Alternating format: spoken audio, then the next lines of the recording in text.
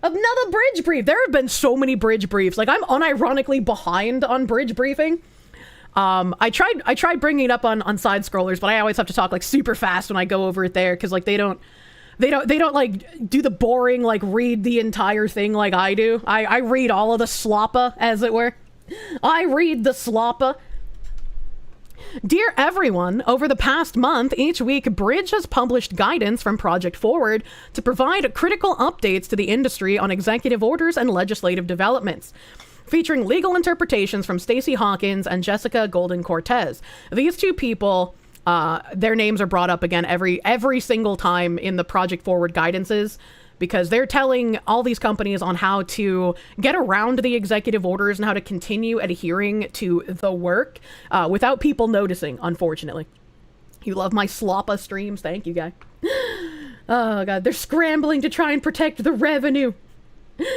You're behind on your translations. Don't worry about it. As things change day by day, minute by minute, it's important to stay pragmatic and focused versus chaotic and reactionary. Here are our Project Forward top 10. Number 1, in the same way that all business practices evolve, there should be no stigma attached to evolving DEI practices. Despite the collision with politics, the evolution of DEI practices should be subject to the same rigor as other business practices. Figure out what's working and what isn't, strengthen its attachment to business impact, and mitigate risk. Beyond ensuring full compliance with existing laws, the most powerful way to mitigate risk is to broaden your inclusion efforts across the organization, intentionally tying them to business outcomes and marketplace impact. 3, inclusion can be transformational in driving business growth, especially when activating historically untapped communities whose buying power continues to grow in scale and influence, estimated at $6 trillion. You wait for a day when one of these bridge brief mentions Foxu infiltrating them. You know they'll never do that. They'll never do that. I'm not useful like Robbie Starbuck. Number 4, consider your inclusion maturity through a growth lens of how you see, serve, and show up in the marketplace. 5, the Civil Rights Act and the legal protections it affords remains unchanged. Continue to review your DEI practices to ensure that they are compliant with Title VII. For example, internships are open to all applicants, mentorships open to all employees, and allies are invited to attend ERGs, etc. Again, this is something I've been talking about for the last year. And we have read universities do this exact thing where they're just like, oh, we're going to keep our ERGs, but to join the African American ERG, you can be anyone, right? You can come and show up as an ally. You can join the LGBTQ ERG. You don't have to be part of them. You can be an ally. Do you really think they're going to be accepting those people though? Do you really think all they have to do to get around the law is say that they're going to accept applications from those people? They don't have to actually accept them. And even if they have none of these people in these ERGs that otherwise wouldn't belong there, you can't prove discrimination, because then they can just continuously say, well, they didn't have what we were looking for to be a part of the group. You can try, yeah. It's just like that lady who was like, yeah, you can try to get a refund through your bank, but you won't win. Like, these are people who know what they're dealing with and know how arduous and disgusting the process normally is for average people. Number 6, an executive order is a directive for how the federal government must act under the law. In and of itself, it does not have the force of law. Therefore, executive orders can be overturned if they violate federal or constitutional law. Number 7, the assertion that merit-based hiring is contrary to DEI practices is a false narrative. DEI practitioners have not advocated for hiring unqualified individuals. The role of DEI is to break the systemic structures that have historically excluded qualified talent and expand opportunities to those who have been arbitrarily denied access. Merit and DEI have never been mutually exclusive. Once again, this was something I brought up. I like seeing the executive orders and I like seeing what they're doing to these places damage-wise, but they're not going to be enough because like they state here, the executive orders can be overturned. Not even if they're violating anything, right? Because like, I don't think any of these have been actually denied, even if they've been challenged in court.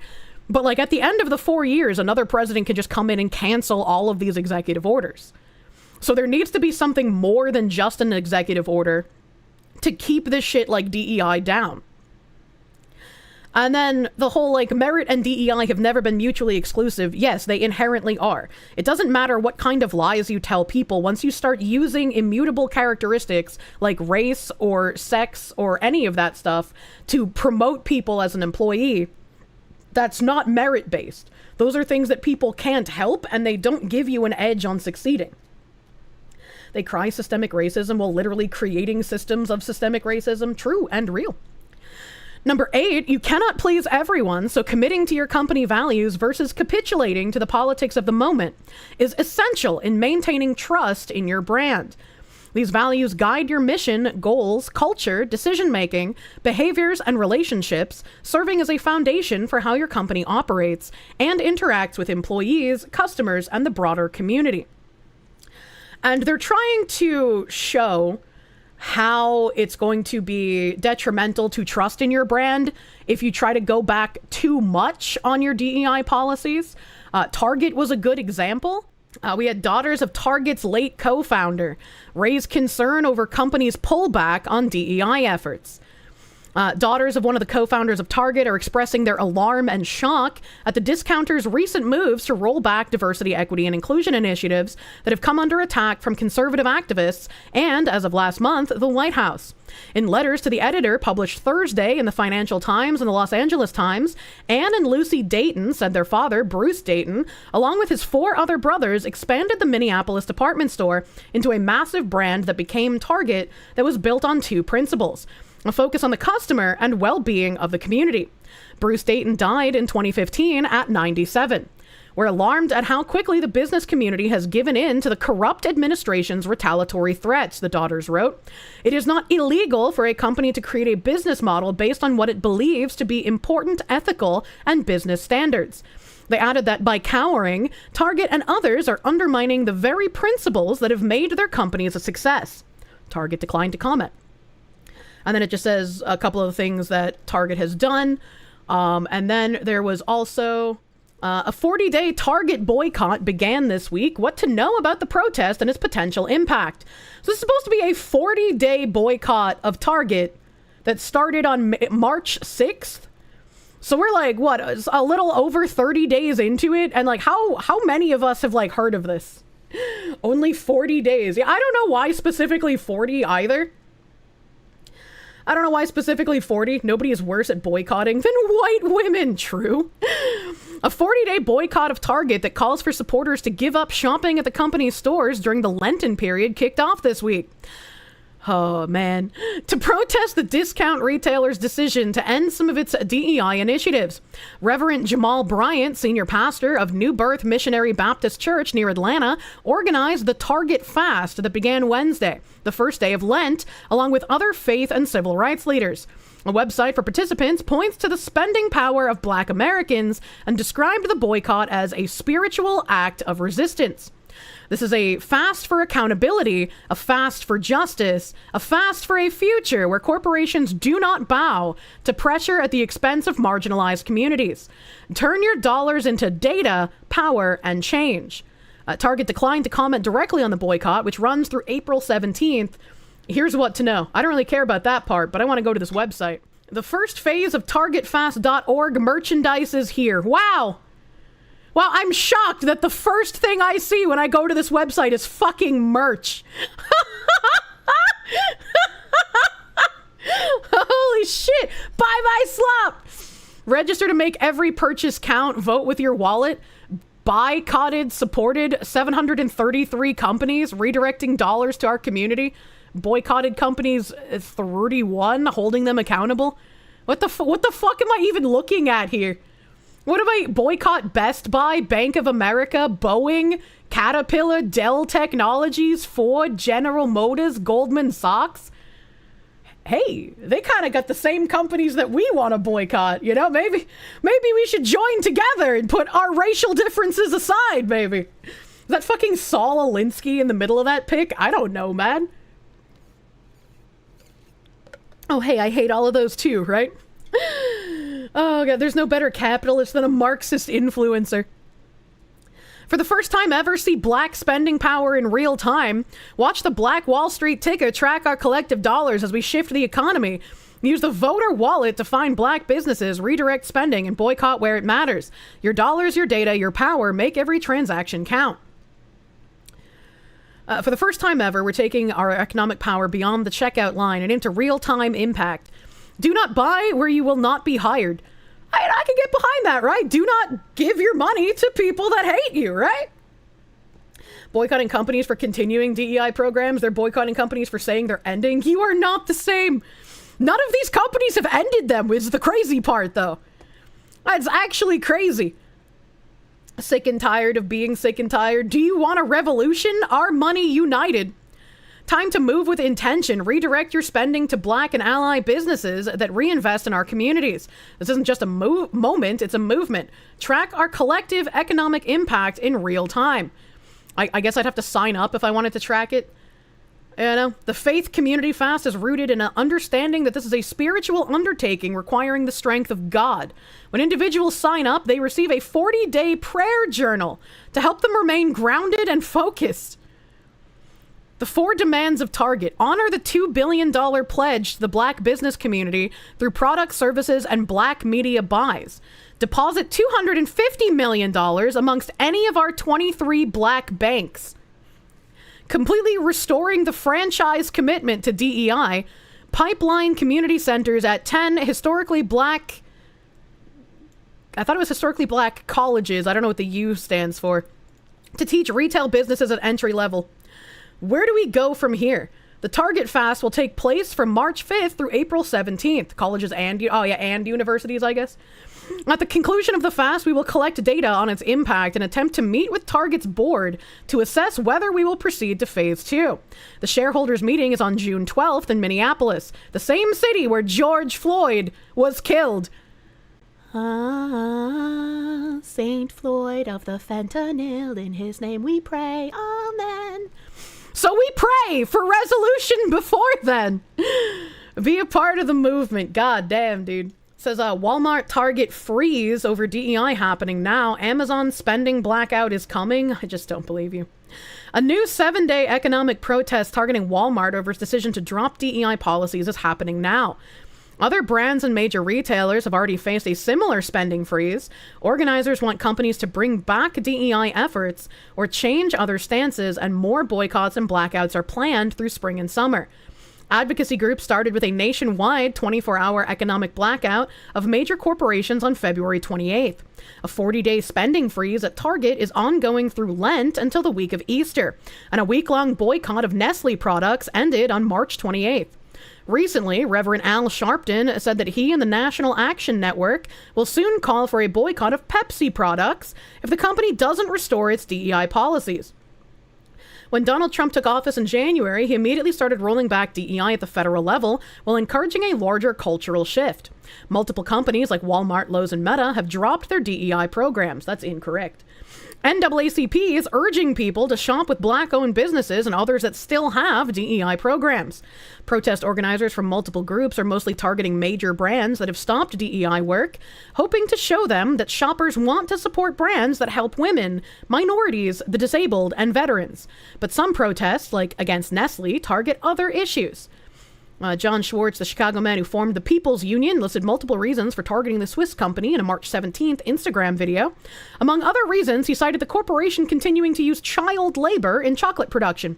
It also has drawn criticism for the low prices it pays for the water it uses when communities like Flint, Michigan need affordable, clean water. What? Where is Nestle headquartered? Because, like, if they're not in Michigan, then what the fuck does Flint, Michigan matter to their water consumption? Flint still hasn't been cleaned up, by the way. Like, yeah, it's a problem, but, like, why is it Pepsi's problem? Love how they try to lump veterans into DEI. Switzerland? California? Switzerland? Michigan mentioned. Love how Flint is somehow not a state problem. Pepsi, please. Probably Delaware. And there's a lot of people saying Switzerland for Nestle, which, like, I imagine... I'm gonna look it up now. What is this fucking image? What is this? Yes, our former chairman, Peter Brabeck-Latmouth, passionately believes that water is a human right. Everyone, everywhere in the world has the right to clean, safe water for drinking and sanitation. Why did he use a picture of Indian children? What did he mean by this? His critics used a video interview that Peter gave in 2005 to claim that he thinks all water sources should be privatized. This is false. He supports the United Nations view on water. There's enough fresh water on the planet for 7 billion people, but it's distributed unevenly, and too much of it is wasted, polluted, and unsustainably managed. Peter's appalled by the fact that more than 2 billion people worldwide lack even a simple toilet. And that more than 1 billion lack access to any kind of access to improved drinking water. Compare this to life in some countries where people can use excess amounts of water, a precious and increasingly scarce resource, for non-essential purposes. How dare you water your lawn? In this context, Peter agrees. Access to water should carry a cost. Over the years, Peter has made his views on the subject of water scarcity clear in numerous interviews, panel discussions, and TV programs. Here are just a few examples. Nestle chairman warns water scarcity is more urgent than climate change. Nestle Peter Brabeck-Latmouth discusses the future for water sustainability. Our attitude towards water needs to change. Well, now I gotta see the video. Now I gotta see the video that he says is being taken out of context. The most important raw material we have today in the world. It's a question of whether we should privatize the normal water supply for the population. And there are two different opinions on the matter. The one opinion, which I think is extreme, is represented by the NGOs, who bang on about declaring water a public right. That means that as a human being, you should have a right to water. That's an extreme solution. And the other view says that water is a foodstuff, like any other. And like any other foodstuff, it should have a market value. Personally, I believe it's better to give a foodstuff a value so that we're all aware that it has its price. And then that one should take specific measures for the part of the population that has no access to this water. And there are many different possibilities there. Oh! So at first I was like, okay, so he wasn't taken out of context. But in fact he was. Because he's saying if you can't afford to pay for water, you should. But those who can't pay for water should get it paid for by those who have the ability to pay for it. This is just communism with extra steps, Mr. German man. Oh, that was the end of it. That is the end of it. Equalizations, taxed water, what the fuck? So he's a socialist. Color me shocked. I'm so surprised. There's a distinction between right and privilege. The water equity. And we need the water equity, chat. That's good. That's good. We got the extra context there because, man, they were like, nope, that is, your people. That's not what he said. It's not what that's definitely what he said. Number 9, clearly define a zero tolerance policy for all forms of discrimination and harassment. Ensure it is clearly communicated to your employees. And we know this one is bullshit because they've done nothing but complain about the EEOC doubling down saying, yes, there's no such thing as reverse discrimination. If you discriminate against white people or straight people or men, that is simply discrimination. And yes, you can file with the EEOC about it. So clearly, you don't care about equal forms of discrimination. Otherwise, you wouldn't be talking against the new EEOC, giving information to people about how they can file complaints if they've been discriminated against under DEI. And number 10, be proactive and transparent in your communications to address questions and to reassure employees, especially those that belong to communities directly targeted, that the recent actions by the federal government do not override their protections under existing law or otherwise undermine the employer's commitment to support them. I have an itch on my back. Hold on.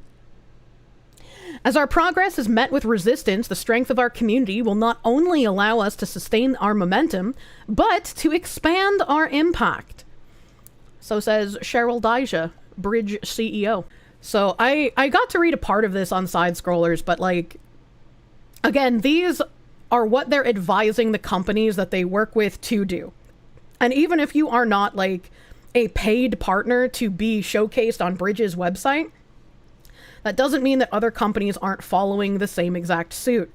Sherm, in their little conference last year in the summer, had the same exact language as Bridge. They were saying how we need to usher in people who we previously were too hostile towards because we need those people to support our ideology if we have any hope of enacting the scope of cultural change that we want.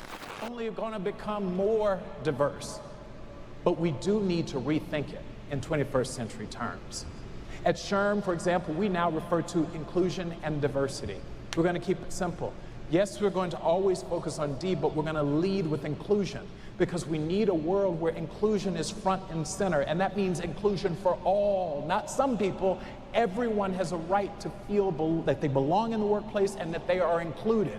Now, if we think the game that we played over 30 years, which is to make some people feel badly about what they have done or their ancestors have done or whatever, if you think that's going to solve the problem, it didn't work over 30 years.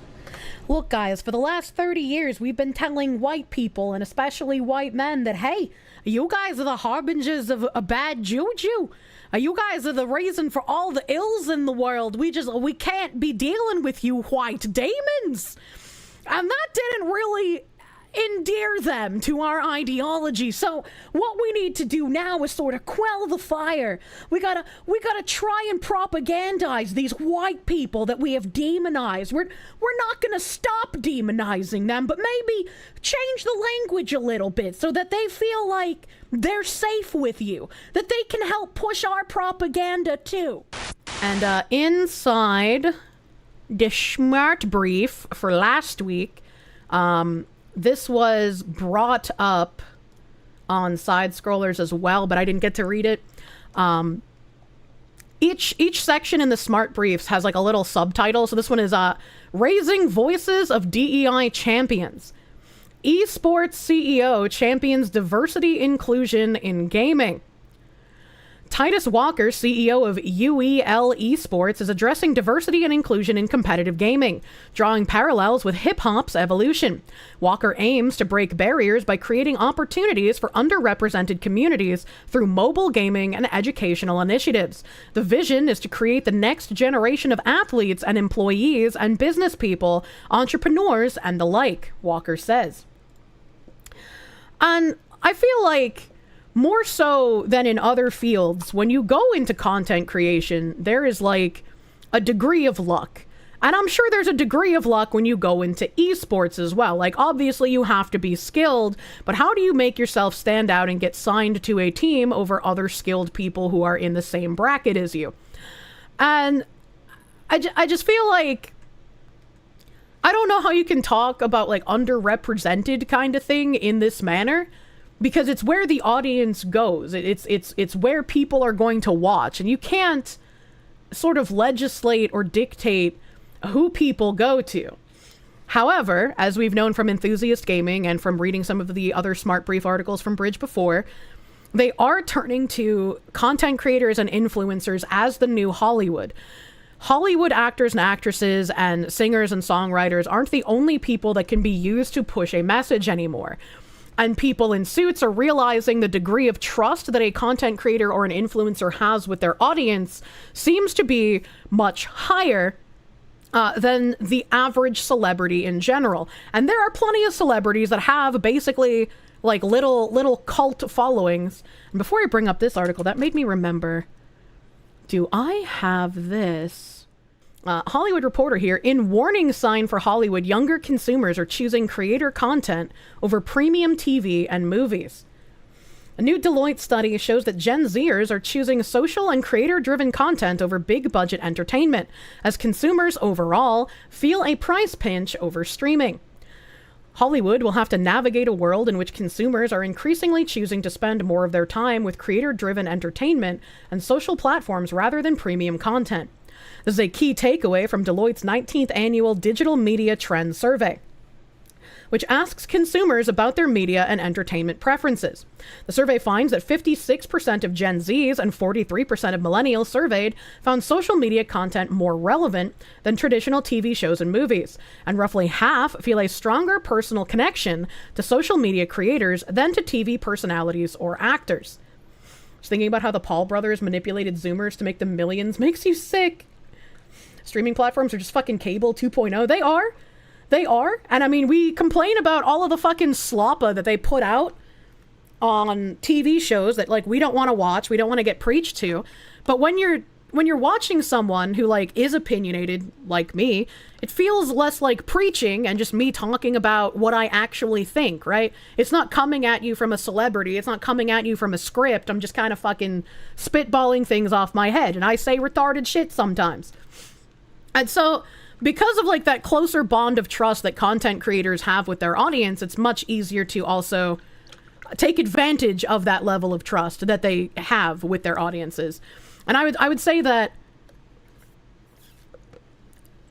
it might be tempting to take any kind of sponsorship or any kind of deal that comes across your desk as a content creator. But there's something to be said for declining these things, for saying, no, I will not take this money, even though I need it or could use it, because I do not want to damage the type of trust I have with my audience. I value my audience and what they've allowed me to do, and so I'm not just going to sell absolutely every little piece of me just for more money. Think about the war for people's attention and time that exists today between traditional media and social media, says China Widener, Vice Chair of Deloitte LLP and U.S. Technology, Media and Telecom Leader, in an interview with The Hollywood Reporter. What kind of a name is China Widener? What the fuck kind of a name is that? With Gen Z, they spend 54% more time, think of it as about 50 minutes a day, on average, more on their social platforms, and they spend about 43 minutes a day less in traditional TV and media. So when you just think about it in the context of where they're spending their time, are they using both service types? Yes, but they are spending more time in the social media platforms than they are on the traditional platforms. And how much of that time on traditional platforms is them just having it in the background while they have sex? Because, like, you have to take that into account, right? The Zoomers are more angry than we are. There's quite a few angry Zoomers, but also remember how much propaganda they have been pumped with. How much we've seen them counting wanting more DEI. How much they've said, yes, when a minority influencer is selling me something, I'm more likely to buy it than a white influencer. These are things that we have seen. These are things with our own eyes that we have been able to perceive. If the entertainment industry is in a battle for time and attention from consumers, many of the largest entertainment studios and streamers are finding themselves having to compete with giant tech platforms stacked with creators catering to every niche possible. The survey found that younger consumers simply trust creators more and feel a more personal connection to them, which in turn bolsters advertising engagement. Hey, it's what Bridge said last year. It's what the CAA said last year. It's what I said last year. Wow, imagine that. And tech platforms laden with AI recommendation tech are further spinning up the consumption flywheel, adding another challenge that traditional entertainment companies may have a hard time matching. It is the creator-driven engagement that is the draw, and ultimately, what we found and talk a bit about in the report is the notion that they feel a stronger personal connection. 52% of Gen Z, 45% of millennials in the survey, said they just feel a stronger connection to social media creators. Widener says, adding that these consumers can more closely identify with creators. What the younger audience is telling us, the Gen Zs and the millennials are telling us, is that the ads and the product reviews they get on social media, they're more influential on their purchasing decisions. They simply believe them more. Journalists finally catching up. And this is again where I think content creators do have responsibility for their platform. Because, like, you are going to be approached by people who are going to want you to eschew your principles because they want to give you a bag. And as a content creator, you're in a very special position where you're not beholden to bosses. So you can typically afford to say, no, I'm not going to take your money to push this product or push this message. I'm going to wait and find something that I believe in. Ads are corporate propaganda, don't fall for it. But when we talk about ads, we don't just talk about like what Twitch throws at you in between, like right when you come onto my channel without a sub and Twitch serves you ads, or at the beginning of my stream when I play ads to remove the pre-roll ads. We're not talking just about that. We're talking about the like, hey guys, have you ever wanted to be a lord or lady? Come check out established titles. How have you been a chef in your kitchen before? I don't know. I'm not great at cooking, but you know what made me great? Kamikoto knives. Right? When we're talking about the creators who make like a small commercial and embed that into their content as well, we're not talking just about the ones that are served by the platform, but the ones the creators do and take money for specifically. You ad block ads, anything they shill to you, you ignore on principle. That's a good way to do it. Like sometimes, right, I'll be watching a content creator and they'll be shilling something that aligns with their content and I'm like, oh, well, that makes sense. You know, maybe I could consider buying this because it seems like it's something either you use or you know a lot about. And then they start shilling things like Hello Fresh, and I know they're not eating the Hello Fresh except for in the video for their channel. Or they start shilling things like Ozempic. And I'm like, bitch, you're not taking Ozempic. Why are you shilling this? Right? So like the more I see content creators shill for things that either they've never shown themselves using, they've never talked about, they've never had a track record of like talking about said product ever. I'm just like, I'm going to trust anything you shill slightly less every time I see this, right? Creators are also pouring a flood of content onto social platforms every day, which in turn leverage AI-powered algorithms to steer content to consumers. Streaming platforms have recommendation engines too, of course, but with a much smaller section of content, retaining these users could end up being a challenge. Wasn't there a Kick streamer that was recently like banned or some shit for view botting that was like a large name that people typically know in content creation? And then, like, after Mizkif and Shibuya Kaho were fighting because she was like, how could content creators, like, climb all over these cherry trees? Like, they only bloom for 2 weeks. Leave them alone, you weirdos. And then Mizkif, I guess, sent her, like, angry messages. And now everyone's like, oh, did you guys know Mizkif's actually view-botting, too? Fauci? Yeah, it was Fauci on Kick. Fauci was the one on Kick. So I kind of wonder... to the degree how many of these larger creators are way larger than we think they are due to view botting. And I wonder if that's why some of the smaller creators are just like, oh, that's just the game, bro. You gotta view bot until you make it. Like, you have to do it. And like, nobody should care about me view botting to 40 viewers when like larger creators are doing thousands of them. And it's like, no, I think both are bad. I think you should get punished for view botting 40 and the larger creators should get punished for view botting however fucking thousands of views they have, right? Like, I think it's stupid. Don't do that. No. As AI becomes more and more prevalent in all of our phases of work and play, the fact that social platforms are leveraging it in a way that allows them to personalize the experience differently, I think is actually important, and it's going to be a challenge for traditional and streaming media to replicate that, Widener says. And I think that's a nuance in this that is worth mentioning more broadly. I don't know how traditional media would sort of like tap into that unless they started hiring streamers to make more shows. Kind of like how Tosh.0 had his Comedy Central show. And I think there was also some like really bad Indian comedian lady who was given like a Netflix special and that kind of bombed. I can't remember her name. Or was it like not a Netflix special, but like a late night TV show? Was it Lily's? Yeah, Late Night with Lily Singh. It was a late night show. There we go. Put Kirsche on Fox News. And it's like, I feel like that's a interesting yet dangerous proposition. Angry Orange had their own show. Angry Orange? The Deloitte survey also examined the question of value and found that consumers across the board are increasingly dissatisfied with the value provided by paid streaming services. Almost half say that they pay too much for the SVOD services they use, and 41% say that the content isn't worth the price. Netflix and canceling good shows name a more iconic duo. But like, yeah, the Netflix shit has gone up to like, what, like $25, $26, $27 for your fucking ad-free subscription. Like, it's gotten absolutely silly. It's gotten super fucking silly. Yeah, you canceled Netflix? Yeah, Netflix is absolutely not worth it anymore. It seems absolutely crazy. Content isn't worth the price, then why do you keep paying for it? Don't you think it's strange how there are thousands of people here, yet nobody ever says they were one of the people surveyed? True. True, that is strange. I wonder where they take their surveys. Value-driven options like free ad-supported streaming services, FAST, are rising, particularly among younger consumers.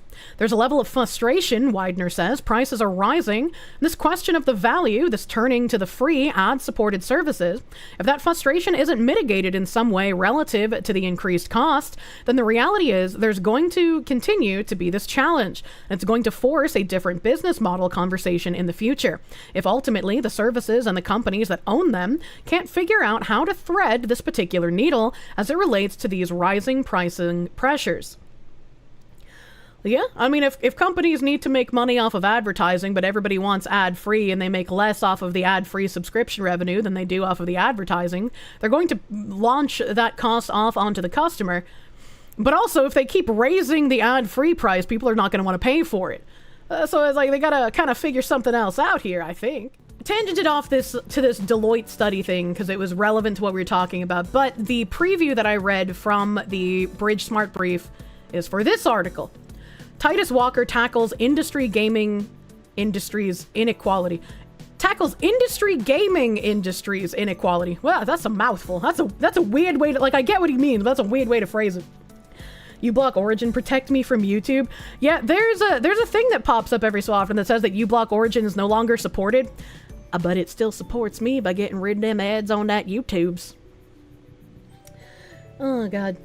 Gaming industry. In the holy words of Gaben, piracy is a service problem, true and real. I've never heard of UEL Esports, but I'm also not like a Giga Esports fan. I can name, like Liquid and the large ones. Alright, but like whenever people bring up League of Legends, I'm like, yeah, the last esports man I can name is fucking Hotshot GG. I don't know when the last time he was relevant is, but I still remember his name. UEL Esports founder draws powerful parallels between hip-hop evolution and gaming's accessibility challenges while building pathways for underrepresented communities. I don't know what he means by this. You've not watched esports in so long. In a thoughtful moment during our conversation in Atlanta, Titus Walker draws an unexpected but illuminating parallel between the evolution of hip-hop and the current state of competitive gaming. The biggest issue that's existed is the same thing that happened in music or originally in hip-hop. He explains, gesturing animatedly. A lot of the access was kind of limited because we didn't have the means to have a massive studio on every block like we do now.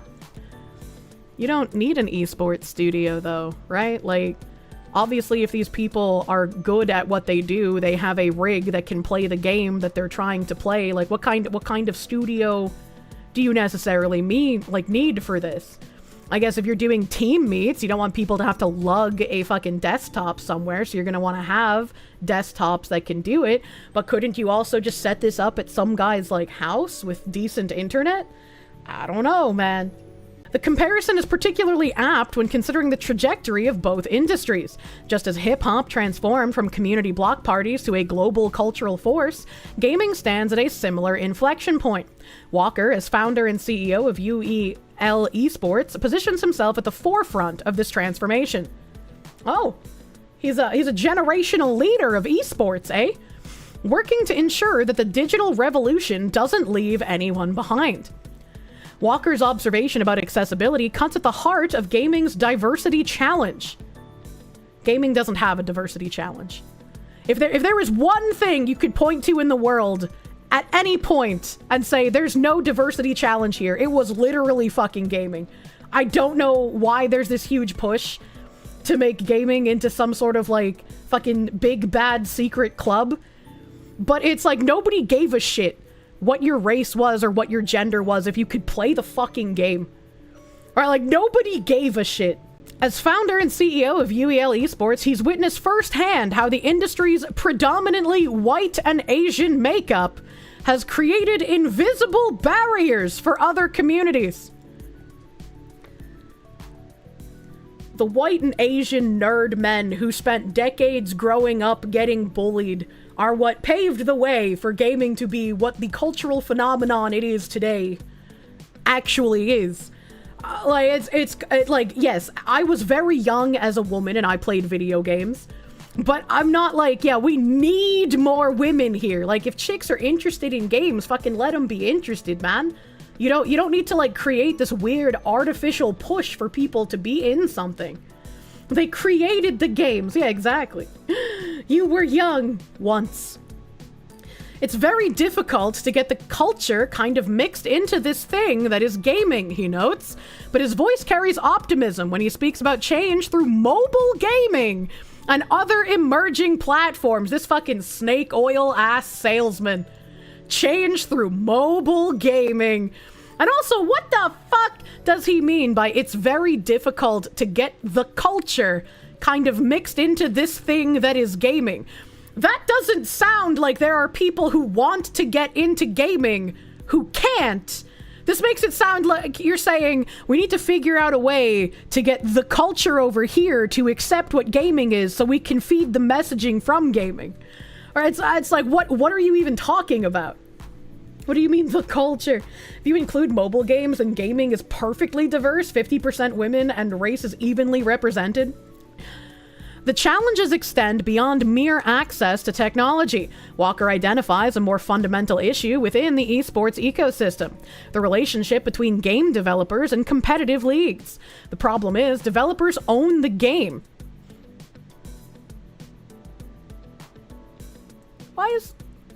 How is that a problem? If the game is owned, then how do you create a sport around it? Because at some point, the developer can kind of control what happens in that sport, and that makes it very difficult to really create a long-lasting sport. We need to seize the esports of production, comrade. No, but as someone who has played a lot of MOBAs, how the fuck do you think these esports teams got organically created in the first place, man? Like, they would talk with the developers. They would get together with the developers. I watched this happen in Paragon with Epic Games, in Fault with... I forgot the name of the small company, and with Predecessor, right? Like, all of these games had competitive leagues. They might have been set up by the community, but the developers were involved and were interested, and they helped set up casting for it. Like, these were all things that happened in the MOBA sphere. Mods, the commies have made it in. This fucker thinks it's like basketball where nobody owns a basketball when you play it by yourself, I guess. I don't fucking know. What do they think of chess? That's public domain. I don't fucking know. This guy thinks he can copy paste specific mindset to the Esports League? Maybe? I don't know. I don't know what he thinks, but he sounds ridiculous. Developers usually listen to competitive players too much and ruin the casual game? Yeah, sometimes that can be a problem. Or sometimes they listen too much to the casual player and create an absolutely fucking broken mess in competitive, where some guy will be like, I'm gonna use this support character as an ADC because the way you broke it for casuals means that now I can take advantage of something that shouldn't happen.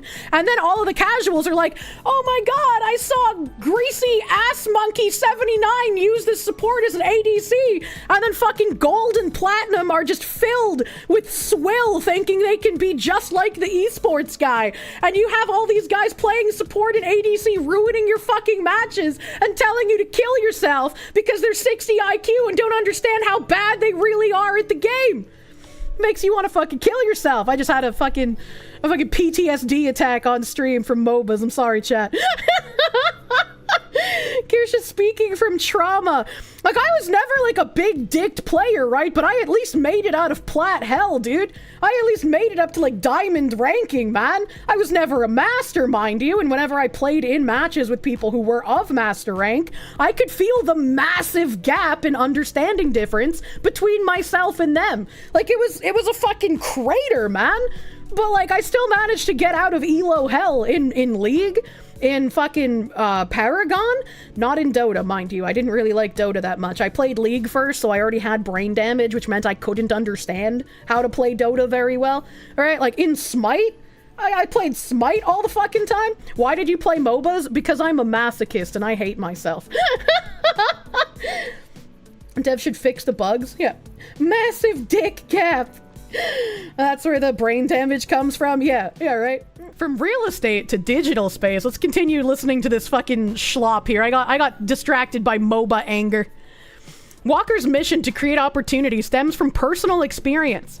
In real estate development, he found himself among the mere 0.1% African American in the field. When I got to a certain pinnacle in real estate, all I wanted to do was just pull people up with me, he recalls. This drive to create pathways for others led him to recognize gaming's potential as a great equalizer. The fuck does he mean by that? What does he mean by that? I don't understand. It's a level of bitch-made beta cuck that could only exist on the internet, true and real. His transition from real estate to gaming wasn't merely a career change, but a strategic move to maximize impact. This is really funny that he went from real estate to gaming, because when we were talking about enthusiast gaming, the people who were trying to buy into enthusiast were also real estate moguls. What is it with people buying real estate and wanting to like terrascape a gaming sphere? This guy is part of the fucking 10%. I guarantee you he's probably higher than that. He's probably eclipsed the 5% and is already in 2% territory. It's free real estate. I remember when I got to a certain pinnacle in real estate, all I wanted to do was just pull people up with me, period. He said it again. It was just like, hey you. The enthusiasm in his voice rises as he describes his vision for creating similar opportunities in gaming. But how do you know if they're going to be good at it? Because, like, there's something to be said for pulling people up. But, like, do they have interest in it? Do they care about it? Or do they only care about the amount of money they could possibly make from it? This is how you get infested with tourists, man. The ultimate Endgamers League represents more than just another gaming platform. Oh, is that what the UE stands for? Ultimate Endgamers League? Walker has structured it as a comprehensive ecosystem where players develop transferable skills. Every skill in gaming, whether it be hand-eye coordination or spatial awareness or pattern recognition or memorization button mapping, these things are skills that are used in today's environment, he explains, emphasizing gaming's relevance to modern workforce requirements.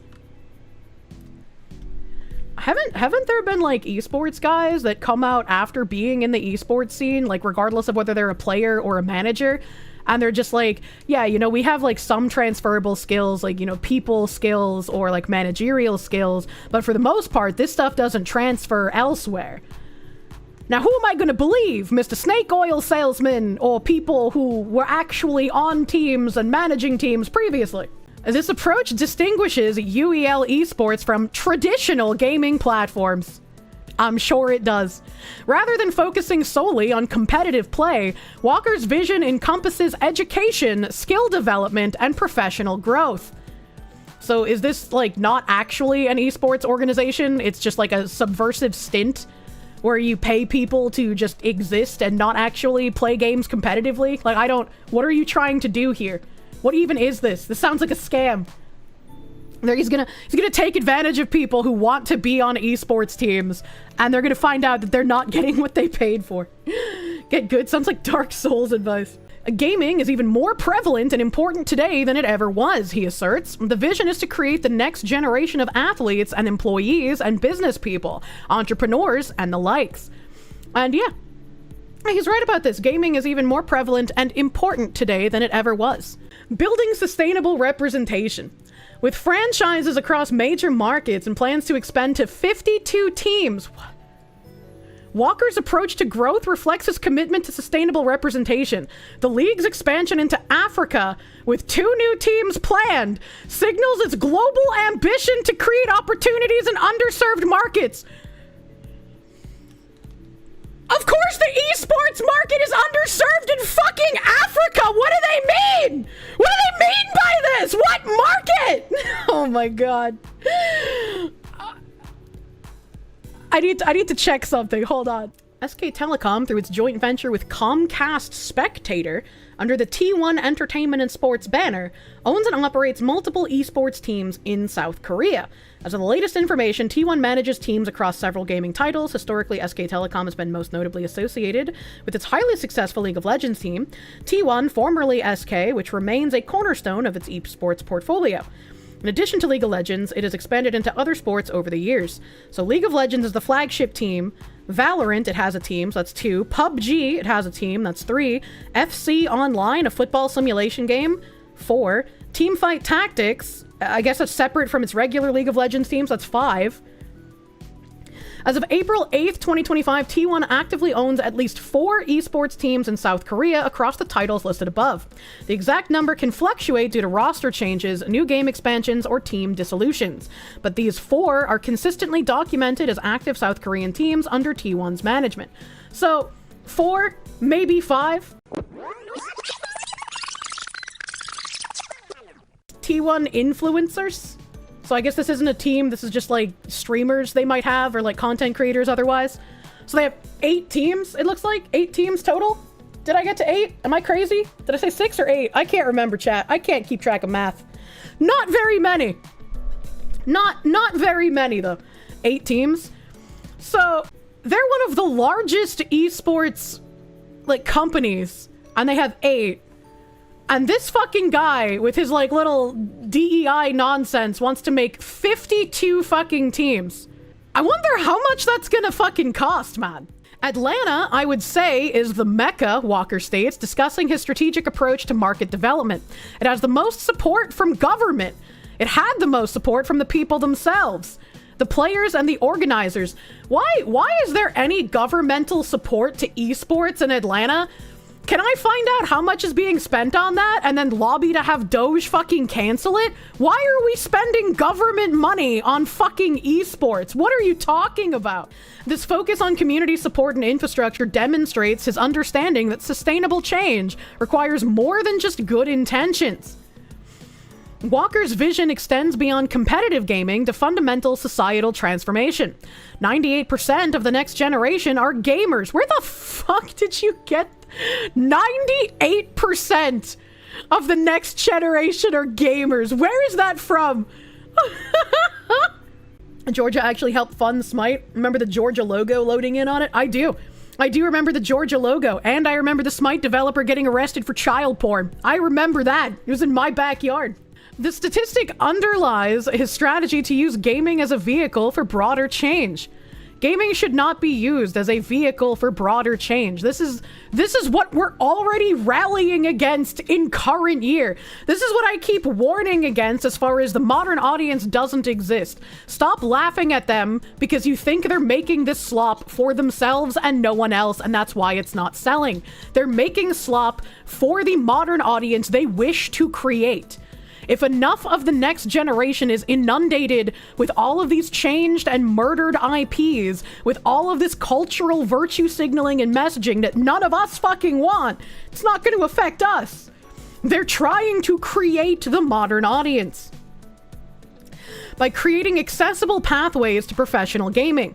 UEL Esports aims to develop not just players, but future business leaders and entrepreneurs from communities traditionally excluded from tech industries. What? Georgia has a huge budget for funding gaming and media. Many states throw money into sports and gaming. I don't think this is something I would want to support with my money if this is what they're going to be doing for, like, cultural revolutionizing. Right, I can understand wanting to fund, like, you know, the games and whatnot on your home turf. I can understand wanting to build culture in that manner, but when you're paying into tax dollars and you have no say about how this is being used, and this guy comes out and he's like, yeah, we got to expand into, like, the Africas. They're an underserved esports market. I don't want my money going towards that. That's fucking absurd. The platform's approach to player development mirrors Walker's own journey. I used to always say, I just want to create opportunity. I could see that in my father. That was also what he wanted to create, opportunity. And he never really got a chance to do so. This personal connection to the mission of creating opportunity infuses every aspect of UEL Esports operations. I wonder if I could find this information. Hold on. So there's a post here from Titus Walker, and it's using the same image as the headpiece on the article. This is June 16th, 2024. Happy Father's Day. If you're looking for a good time, good food and drinks, here's the answer. Free Father's Day $100,000 UEL Esports Championship. Where did they get $1 million? I've been in, like, esports tournaments set up by the players. I've won like $500 from playing in tournaments because these are grassroots and people have to, like, pay into a coffer and shit, right? So, like, where is he getting $1 million fucking to set this shit up? And then you can go to the page. Again, it says free Father's Day $100,000 UEL Esports Championship. 127 people responded, so not a whole lot of people. Celebrate Father's Day as we crown the ultimate endgame champion for Season 8. But that's not all. We're rolling out... Oh boy. Rolling out the red carpet for all fathers in attendance. Enjoy exclusive perks, exciting raffles, and more for the first 200. Oh, they didn't even get to 200. Plus, dads and their kids have the chance to sign up for Season 9, Mom 2, in person. Mom's not a dad. Whether you're a seasoned gamer or a newbie, this is your shot at a piece of the $1 million prize pool. Wait.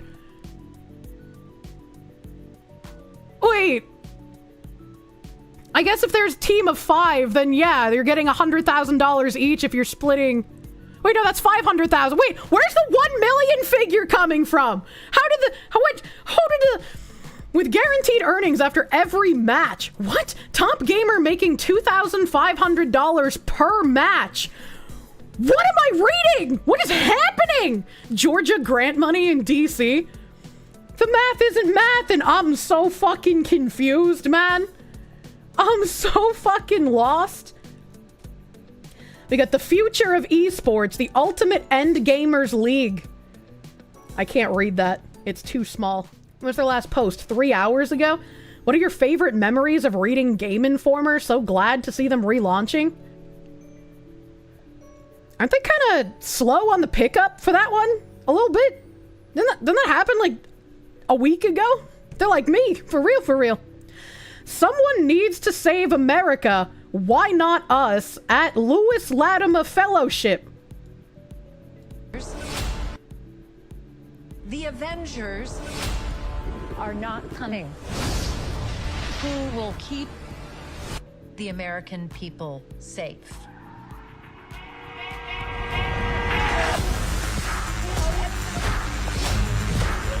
There's a big threat out there, and you are gonna help me stop it. Wait, us? Yeah, you. Why, you got someplace to be? The Avengers. Chat, what the fuck did I just watch? Chat, what the fuck did I just watch? I thought it was just them reposting the trailer, but I was like, wait, maybe they're about to subvert my expectations.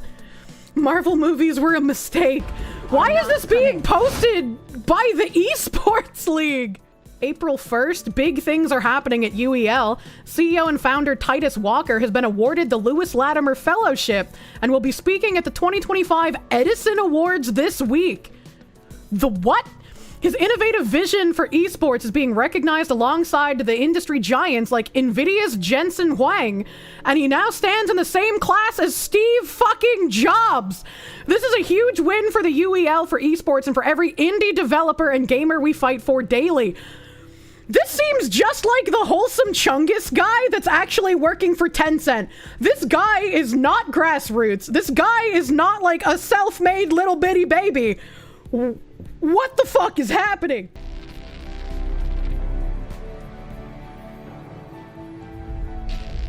And Lewis Latimer Fellowship Award recipient.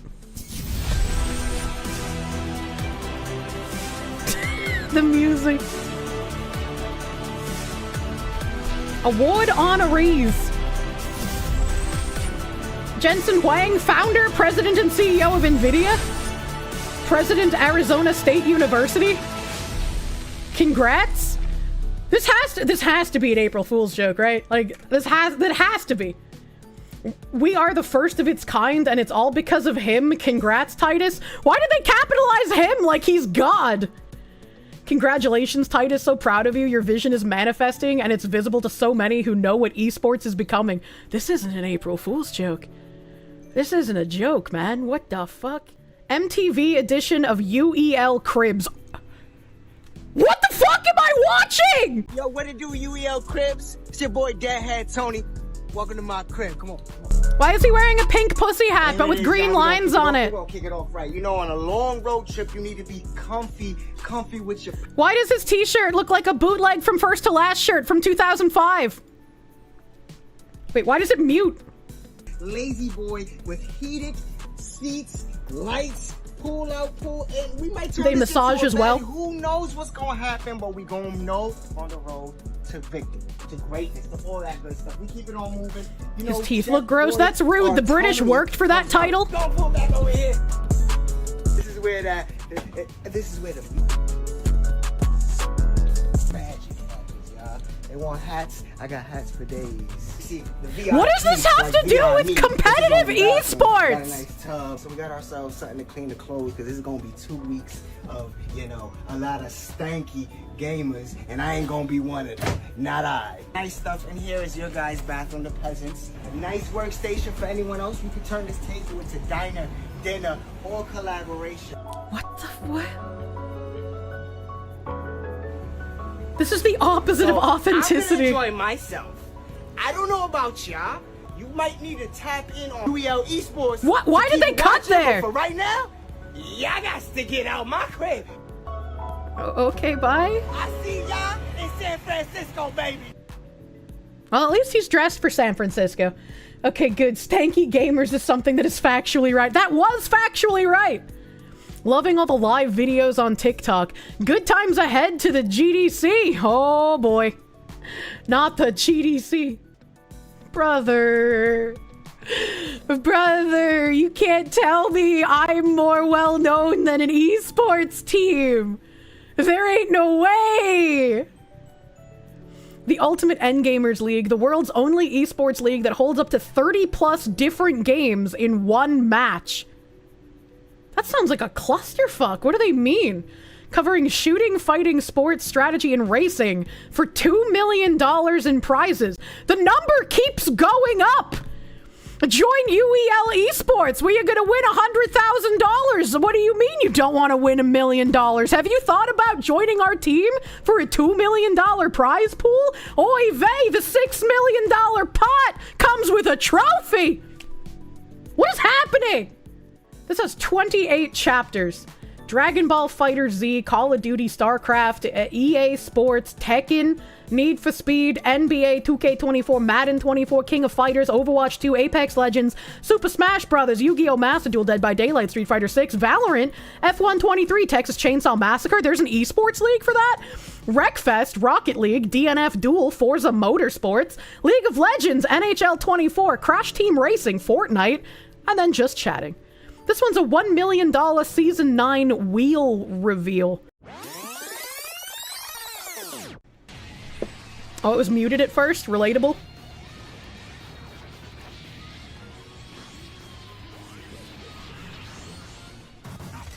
It's basically the Robin Hood guy all over again. Yeah, it feels like it. We watched a channel like this that was like Campbell's sponsored NFL thing where it just felt really fucking weird. And then we found that there were like NFL and Campbell sponsored not like esports cups, but like tournaments, and they would invoke the names of streamers that had like millions of followers. But then there would be zero engagement and zero posts about the tournament on the streamers' like social media pages. That don't seem astroturfed at all, baby. Man, we back. We back. Dragon Ball Fighters. Such a fun game to watch. Super fast paced. You know, I like fast paced. I like boom, boom, boom. Get from one game to the next. So this feels like the one black dude that doesn't play Dragon Ball. Like, they couldn't even get one of the actual fans of Dragon Ball? Are you kidding me? Like, what is this? He sounds like he likes fast-paced. So yeah, super excited about that. Happy that game is back. Let's jump right into the next one. So, another game returning. Super excited about it. We're going to kind of get through the returning games because you guys know the returning games. You know what I mean? Yeah, but where's the $1 million wheel reveal? What even is that? Fun to watch. We see a lot of bot moments in this game. Go ahead and play the clip. He did flip. That was a cue, right? That, oh my gosh. The Okay. clip. Okay, I just want to make sure. This holiday season. Oh, I like it when they comes a put the toy clips you'll on simply old-style die TVs. for. I think that's Your cute. new best friend is back with his signature stripes and lifelike eyes. From your friend till the end. Cause if you don't, You're dead. You hear me? Dead. be required. Good guys is not responsible. Oh, okay. Are they just playing trailers? Back at it. Hey, wait a minute. I recognize this game. Oh, wait a minute. Hold on. I recognize this game, but I can't remember the name. They have no chat interaction. Skullgirls. Yeah, I was gonna say, I fucking recognize this art style, but I can't remember the name. Yeah, Skullgirls. They had that huge fucking controversy. Skullgirls the paused. Hey, so this next one. Another really good game. But they didn't even they're like, yeah, okay, we're done with that shit. Let's moving on. Had a lot of fun playing it. You did beat me in this one. I'll be honest, you did beat me in this one though. Definitely beat you. Yeah, you beat me by a lot. People who But I do outed think Mike you Z had are getting better sued. game. Hell yeah, brother. No. The character selection is important in this one, apparently. Apparently. I didn't know that. I've literally never heard of that game either. Live. Wow. Alright, so we are here with Mark Jacobs. The Mark Jacobs. Mark Jacobs, like the clothing designer and cologne man? Go Yeah, ahead. they made the watches, huh? Go ahead. Tell us what you got, buddy. So first, that was a lot of fun watching all of the fantastic trailers, and then you see our trailer. It's like watching Jim try to figure out how to use Google Hangouts. And you go, they spent a lot of money to have a great trailer. What we have is in-game footage. And what you saw in that trailer, what you see behind me, is only part of what you're going to see in our early access game. Chat, I don't want to be like anti-Semitic or nothing, but like if I was watching an adult cartoon and they had a stereotypical like Jewish porn manager, that's what I would imagine him sounding like. This guy needs to get into voice acting, all right? I would watch that cartoon, please. I beg this man. I wish I was dead. You were thinking the same thing. Same brain cell. I've been making MMOs my whole life. I've been making online Like games. I'm not making fun of the guy. I'm like, I would watch that, man. I would watch. He's gonna do a Family Guy cameo. Enjoy playing this game, but giving us feedback. Like I said, we're still in early access. You're going to see different modes. We're in the process of adding more characters, improved progression system, plus another progression system. So hopefully you guys. All right, I don't really care about the advertising. I want. Where's the $1 million wheel reveal? Got a nice Wheel! Wheel spotted! What does it say? All right, okay. So they have a wheel of games. Fortnite, Guilty Gear, UFC 5, Super Smash Brother, Texas Chainsaw, Yu-Gi-Oh, Mortal Kombat, League of Legends, Crash Team Racing, Valorant, DNF Duel. So it doesn't look like there's money on this. So wait, when they say that they do like over 20 games for casting, do they mean they just spin a wheel and randomly RNG go to whatever game the wheel lands on? And then they have people that are getting paid to like talk about it? How are they affording all of this? Where do they get the $1 million prize pools? What is happening? Probably gonna see Reinhardt, definitely. And also, what does this even have to do with UEL Esports? Like, are these teams that they own? No. Where's the wheel? Bring the wheel up again. Bring the wheel up again. There's going to be a lot of shakeups and a lot of excitement. Is this microphone just like off? What is happening? They're only going to get better and better every season. You get better than this? That's why you telling me. You're telling me it has to get better. How do you have $1 million prize pools, but this is your audio quality? What is happening? Guest immediately could flip to the other side. Possible for us. What lies before us? League of Legends. Oh my god. We got the wheel, chat! Oh, Pokemon's on the wheel. Games on that wheel that I had feelings about. I have no idea what to feel right now. I have no clue what I'm supposed to be feeling staring down a League I of Legends. legitimately cannot understand anything they're saying. Right there, especially if the Reapers take a win right here and we're playing defensive composition. How do they close out? The best players in the world. Don't matter what anybody tell me. Wait, hold on a second. What the fuck is this award? What is happening? It is the same. Okay, I understand. I understand. This was early morning. This was almost 7 hours of 2 teams competing in every game on the wheel. So it wasn't even just like random other teams who were specialized in those games. It's just these same people every single game. Oh no, man. Take a nap first. Take a nap first. All right. Okay. All right. Okay. All right. I think they play the game, the wheel. Yeah, they play. Okay, so they have a whole bunch of different games. So that was what that other video we watched was. This one with the season 9 wheel reveal. So all of those trailers were going to be all of the games on the wheel. And when they spin the wheel, that's the game that the teams have to go and play. And I guess whichever team wins the most rounds in all of the games that are on the wheel are the overall winners, and they get the $1 million prize pool, as well as a weird-looking award. This seems very convoluted. Who is the target audience for this? I feel like I'm in a fever dream. Who is the target audience, right? Like, at least when you're watching, like, StarCraft esports or, like, League of Legends esports or, like, Street Fighter tournaments, you're watching, like, the best of the best. You're watching people who are specialized in doing this. But when you take a bunch of people and you're just like, here's 30 fucking random games, how do you, like, some of them, I don't even understand how you would play them competitively. To, like, with Pokemon, do they just, like, give you a team that you use? Like, how does that work? Is it the card game? I don't know. And so it's like, I don't want to watch, like, fucking average Joe Schmo. I don't want to see people like fucking me playing Mario Party. I want to watch people who are good at doing it. This is money laundering or just a complete scripted sham, i.e. no real money. I was like, I want to know where they're getting the money from and what they're spending it on. I'm, like, intensely confused at this whole thing.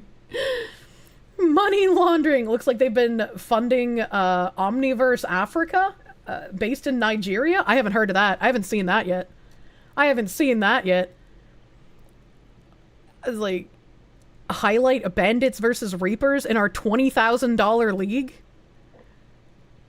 Where do they keep getting the money? Where do they keep getting the money? We're the first of its kind, and it's all because of him. Congrats, Titus. This is their April 1st post about the award again. They have the same Game Informer thing on their Facebook. We watch... Okay, so this is the same exact thing as, like, their Facebook. The first half of day one, traveling from VA to San Francisco gaming. What you got, Ricky? What you got, Ricky? Got this box filled with donuts. 2 apple fritters. I think these are cinnamon rolls, bro. I don't even know what this is. I just grabbed it, bro. I'm not gonna lie. It said it was cream filled. Hey, let's go. What you got, Ricky? I like my donuts like I like myself. The irony, and this is perfect, as the UFC did with fighting, we're doing with gaming. We're finding the most well-rounded gamers in the world. What? Sports that are out there right now, and that's why it's here, and that's why it's the fastest growing sport in the world. Lou, what do you think of UFC? I'm not a big fan, but I tend to agree with Joe that it seems to have a fan base. It's old or young Joe Rogan, rather. My guess is that as long as they can continue to get young white guys to watch, they're gonna be there for a long time. Do you think That's it stays illegal. around? Does it compete with boxing or overtake boxing, Lou? It's got nothing to do with boxing. The same way wrestling has nothing to do with boxing. It's a different form of entertainment. It's in a cage. Yeah, but pro wrestling is fake. I mean, this is actual combat competition, Lou. That's very different from WWE. Yeah, but it's it's sort of like human cockfighting in my view, or pit bull fighting. Guys are elbowing each other to the heads. Guys are kneeing each other. They get into leg locks and start rolling around on the ground. Why does Joe Rogan kind of look like Ricardo here?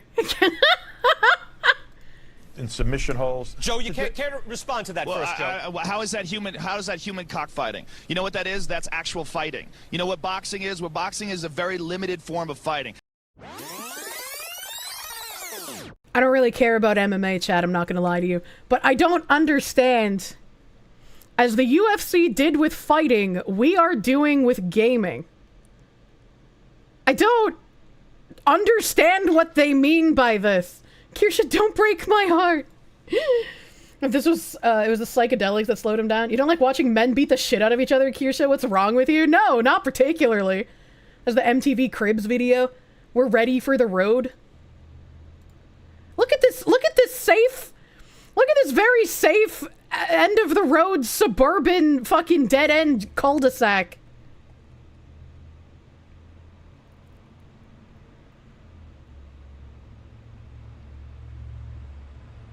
There's not even any music. What is this video? Yo, it's your boy Deadhead Tony in that place to be, the one and only true homie, and you now tapped into that UEL tour, you heard?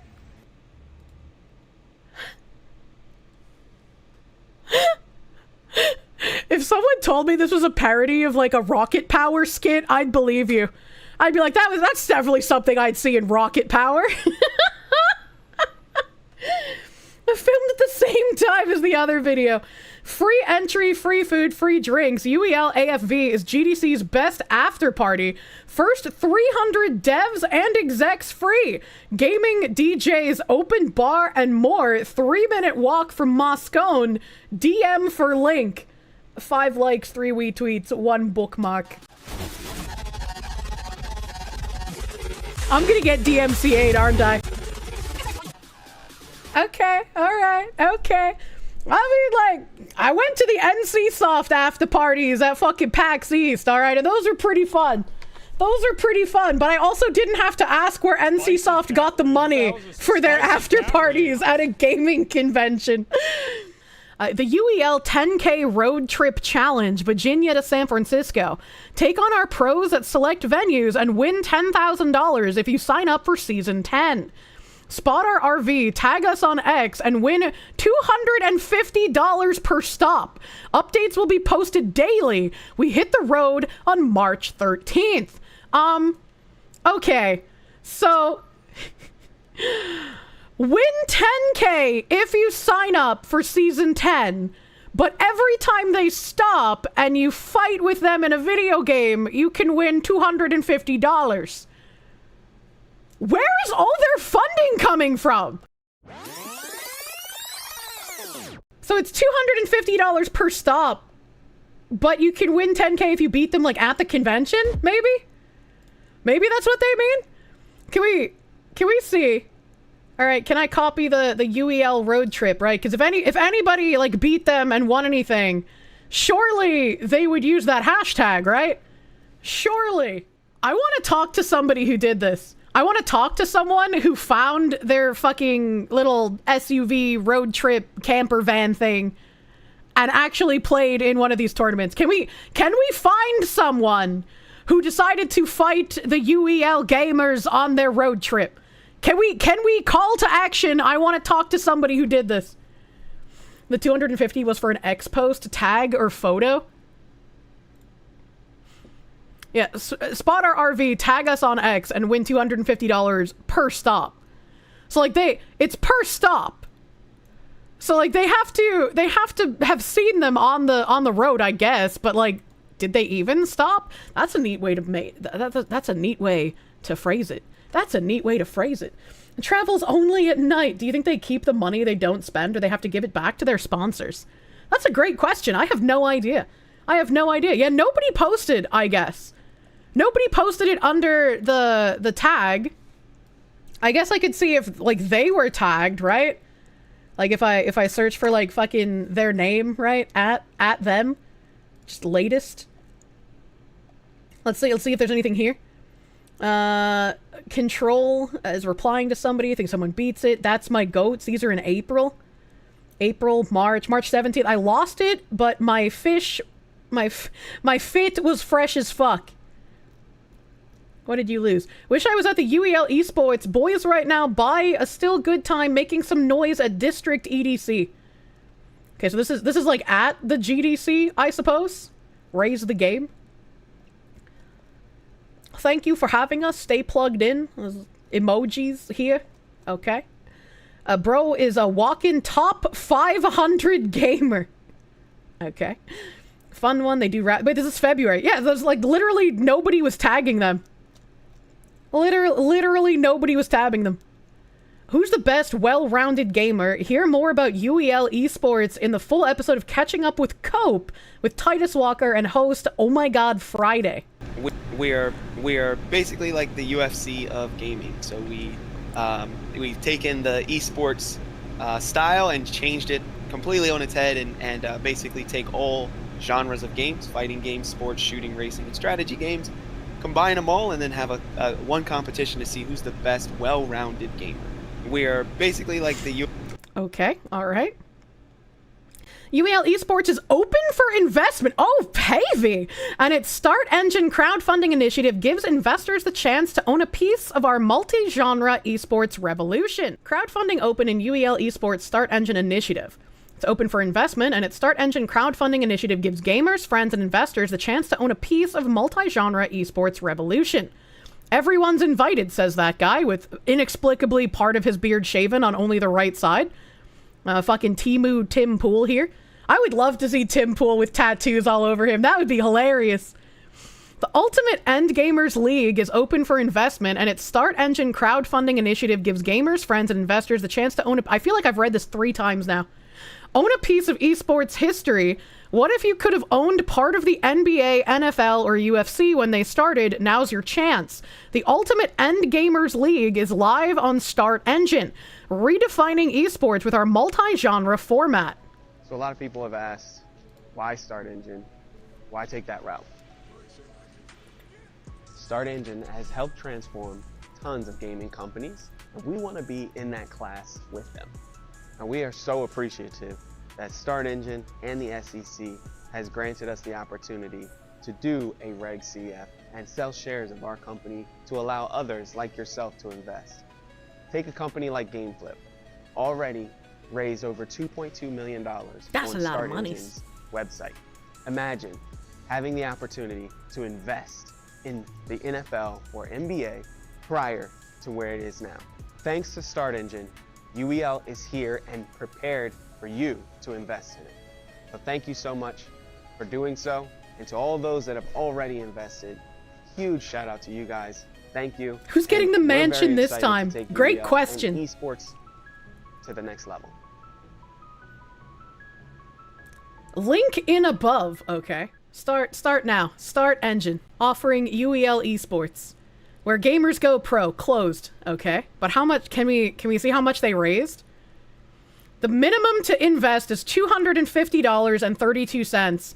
The valuation was $15 million. What the fuck? How? Fucking how? This offering is being terminated. The company did not meet their minimum funding goal by the offering end date. An email will follow from Start Engine, which will provide more information on the cancellation and expected refunds. But if they didn't get enough money from this, where the fuck are they getting their funding from? What the actual fuck is happening? Price per share, deadline March 28th. Funding goal is 124,000 minimum to 1.23 million. Oh my god. Oh my god. What am I even looking at right now? Okay, hold on. Here's another video. Pop-up video. Well, they have like a little virtual 3D space. Can I upgrade the quality here? Oh, it only... How do they have a 360p video as their marketing video in 2025? Are you... Yeah, please invest in us. Here's our 360p video.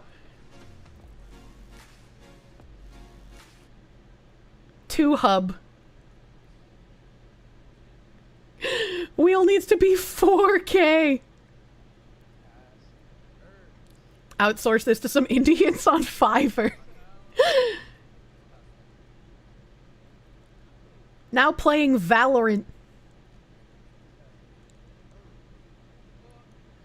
That's...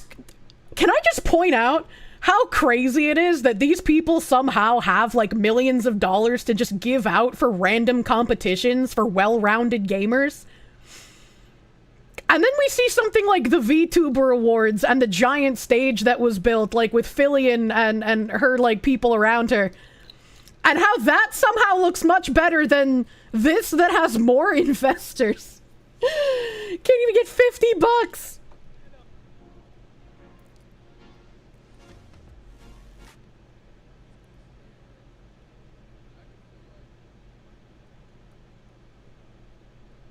Best Foxu friendly competition, blow your mind in 30 seconds. The wheel, chat! The wheel decides your fate! The wheel of fate is turning. Can't buy passion, true and real. Now playing Titanfall 2.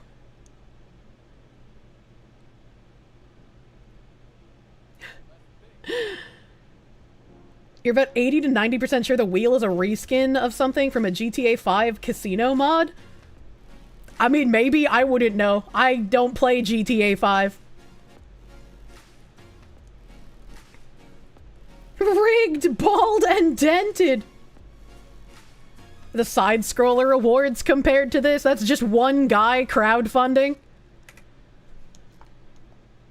Billy the Goat Endgamer, 7.6 million minutes watched, 900,000 live views, 320 average live viewers. That's pretty huge for only 540 hours streamed, I will say. That's pretty fucking massive. The industry. They pay how much? You're living the dream. You've got much better. Thank you, Rafiki, the Endgamer of LA Gods. What the fuck? Where gamers go pro, sustainable esports league, incubator for all developers. Oh, there's Tim Pool again. So many of these would make really good reaction images, man. Does TF2 even have servers? I don't know, man. Only 1% of 1% of gamers ever get the chance to go pro, and only if they focus on a single dominant title. This system blocks 99.9% of talented players, sidelining their dreams. Developers face similar challenges. Of the 14,000 games made every year, only a handful gain visibility due to market saturation and sky-high marketing costs. The esports industry, worth $1.5 billion, is dominated by a few games, creating a fragile ecosystem that excludes versatile gamers and independent developers. Traditional platforms fall short. I feel like if you have a meritocratic system where like the best of the best rise to be the cream of the crop that you're watching, do their like little sportsy prowess, right? I don't like calling gaming esports, but like for the sake of the conversation, they're still the best at what they do. In that system, it should block 99.9% of the players. Like, once again, no one wants to watch, like, my ass play in a competitive field and ruin it for people who have been trying to be good at a game for ages, right? Like, if I signed up for, like, a community tournament in Smash Brothers, sure, that's a community tournament. If I sign up for an esports tournament and be like, I've never played Smash Brother, but I want to be a gamer, they're gonna be like, well, why the fuck are you here? Maybe play the game first, right? Like, only 1% of 1% of gamers ever get the chance to go pro. Well, like, yeah. Like, am I gonna cry and complain about not being on like a professional League of Legends team when I quit playing League? That doesn't make sense to me. All right, so down here where they say they didn't they didn't make their goals. Multiple investments in an offering cannot be combined to qualify for a larger campaign reward. 10% stack venture and club rewards. 2,500 fan favorite, 5% bonus shares plus an exclusive UEL Esports branded merchandise item, $5,000 strategy session, receive a virtual meet and greet with a top esports player, and 5% bonus shares. I was like, I want a meet and greet with Hotshot GG. The only esports man I can remember the name of. I want that meet and greet. You get me, Hotshot GG, for my $5,000. Fucking $10,000 game changer. 7% bonus shares include UEL Esports exclusive t-shirt and cap. VIP game day, $15,000. All previous perks plus VIP access to one event. Behind the scenes tour and 12% bonus shares. I just want to point out, all previous perks plus VIP access to one event. The fucking, where's the dad? Where's the dad thing? The free Father's Day $100,000 UEL Esports Championship. So this was a free Father's Day championship that you could go to and win $100,000. And they changed the pricing a couple of times to like other weird numbers. But like, why would I spend $15,000 to get a VIP experience at an event attended by 127 people? If that many people, 67 responded as going and 60 responded as interested. So that's even less. That's even less than the total. How many of those 67 showed up? It's for the Are You Winning Son crowd. Like, that just seems like a waste of money. $25,000 Hall of Fame includes private gaming sessions with esports experts, all gear from previous tiers, and 20% bonus shares. $50,000 investment gets a named position on an advertising space, all perks from previous tiers, plus 25% bonus shares. Craig isn't some, like, industry plant. He's just guy on YouTube. And the amount of hate that he got for being like, yeah, it's a $30 yearly fee. So, like, the full year. And you get other stuff from just, like, voting. It's not just the voting. But you also got, like, $10 off. Like, $5 to $10 off, depending on whose code you used. It's like, sure, you could see that as, like, grifting on a very smaller scale. But it's like, he's trying to actually do something and not asking for crazy thousands of dollars of money. If Craig was like, all right, you guys, we're gonna ask for $15,000 for VIP behind the scenes access to the Real Game Awards, I'd be like, Craigathy, sir, how are we gonna spend $15,000 from one person on the Game Awards? What if multiple people buy it? What are you gonna do with that money? Right? Like, it would be a little fucking weird. Craig was part of Screw Attack. He actually knows his stuff. He's actually set up conventions before. Like, dude's actually, like, done shit. He knows what the money needs to go into it. It's like, I would be upset if he was, like, asking for this crazy amount of money, because I don't think it would be warranted for what we had the ability to put on last year, or this year, I guess, because it was set up last year, put on this year. The difference is people who know who Craig is. Who are these guys again? And it's like, I know some of, like, what he wants to do as well for future Game Award shows, and it's like, that's getting reinvested back in, which is nice. Where is this money going? They keep promising, like, $1 million prize pools, but they didn't even get enough to get their start engine funding off the ground here. So who is currently giving them money to continuously throw it away for advertising purposes? Where is this going? Setting up conventions actually requires a crazy amount of skill and hair to lose. Yeah. Like, that's a crazy amount of effort. Who funded the van? That's true. Where did the van come from? Did one of them just have it? Did they buy it? Is that a business expense? Where's the money? Random esports people. Real Game Awards had its issues, but you agree that it wasn't a scam at least? Yeah, and I hope that some of the things that he wanted to get going for next year's Game Awards, he talks about more openly, because I think people would be much less critical of, like, the small investment fee if they knew about some of the other things he wanted to do. Oh, do we get an archive link here? What is this data? Offering memorandum part 2 offering document? UEL Esports. Okay. Up to $1,234,999.91 in common stock at $149. Minimum target amount is the $129,000. So this is what we saw on that other site as well. A crowdfunding investment involves risk. You should not invest any funds in this offering unless you can afford to lose your entire investment. In making an investment decision, investors must rely on their own examination of the issuer and the terms of the offering, including the merits and risks involved. Securities have not been recommended or approved by any federal or state securities commission.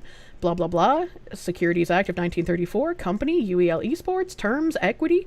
Voting rights of securities sold in this offering. Investment incentives and bonuses. Okay, so this is literally from that website we were just looking at. This is literally from the website we were just looking at. This has the amount-based perks in it as well. Hall of Fame, the Endgamers Lounge, the $50,000 investment. 10% Start Engine Venture Club bonus.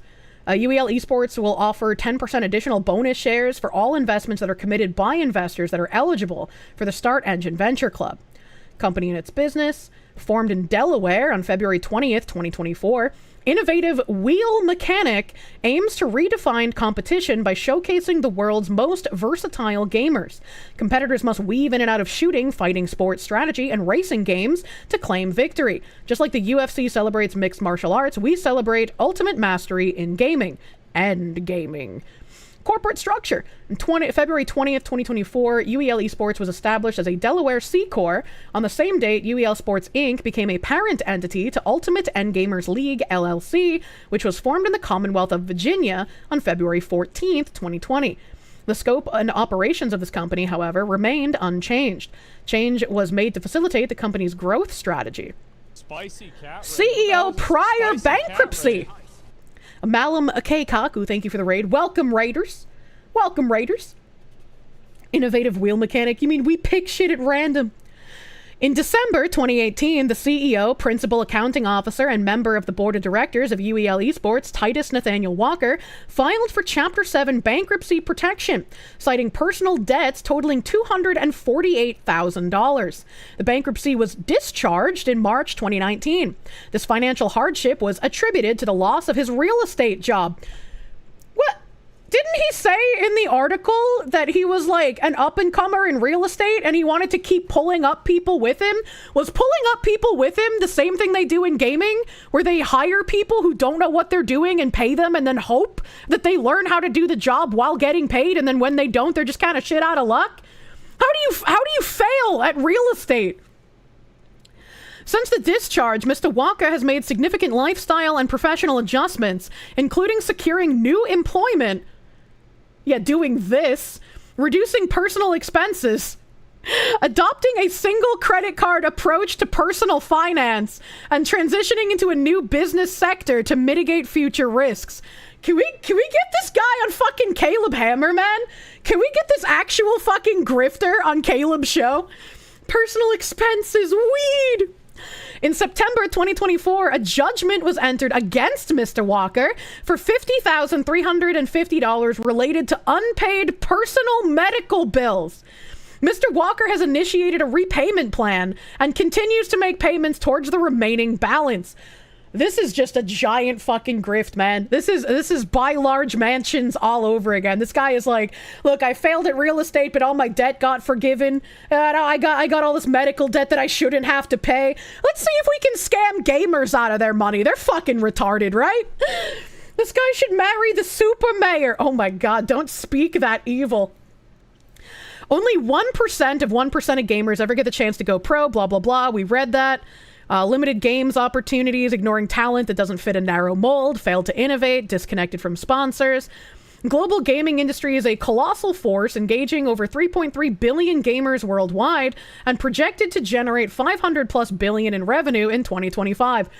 This genuinely makes me think of the NFT lady that wanted to come into VTubing. And she's like, think of how much money that my company and I could make off of selling NFT VTuber voice tokens to their fucking oil baron audience. This guy's doing the exact same thing. He's like, what about all those people who aren't good enough to be esports pros but really want to do it?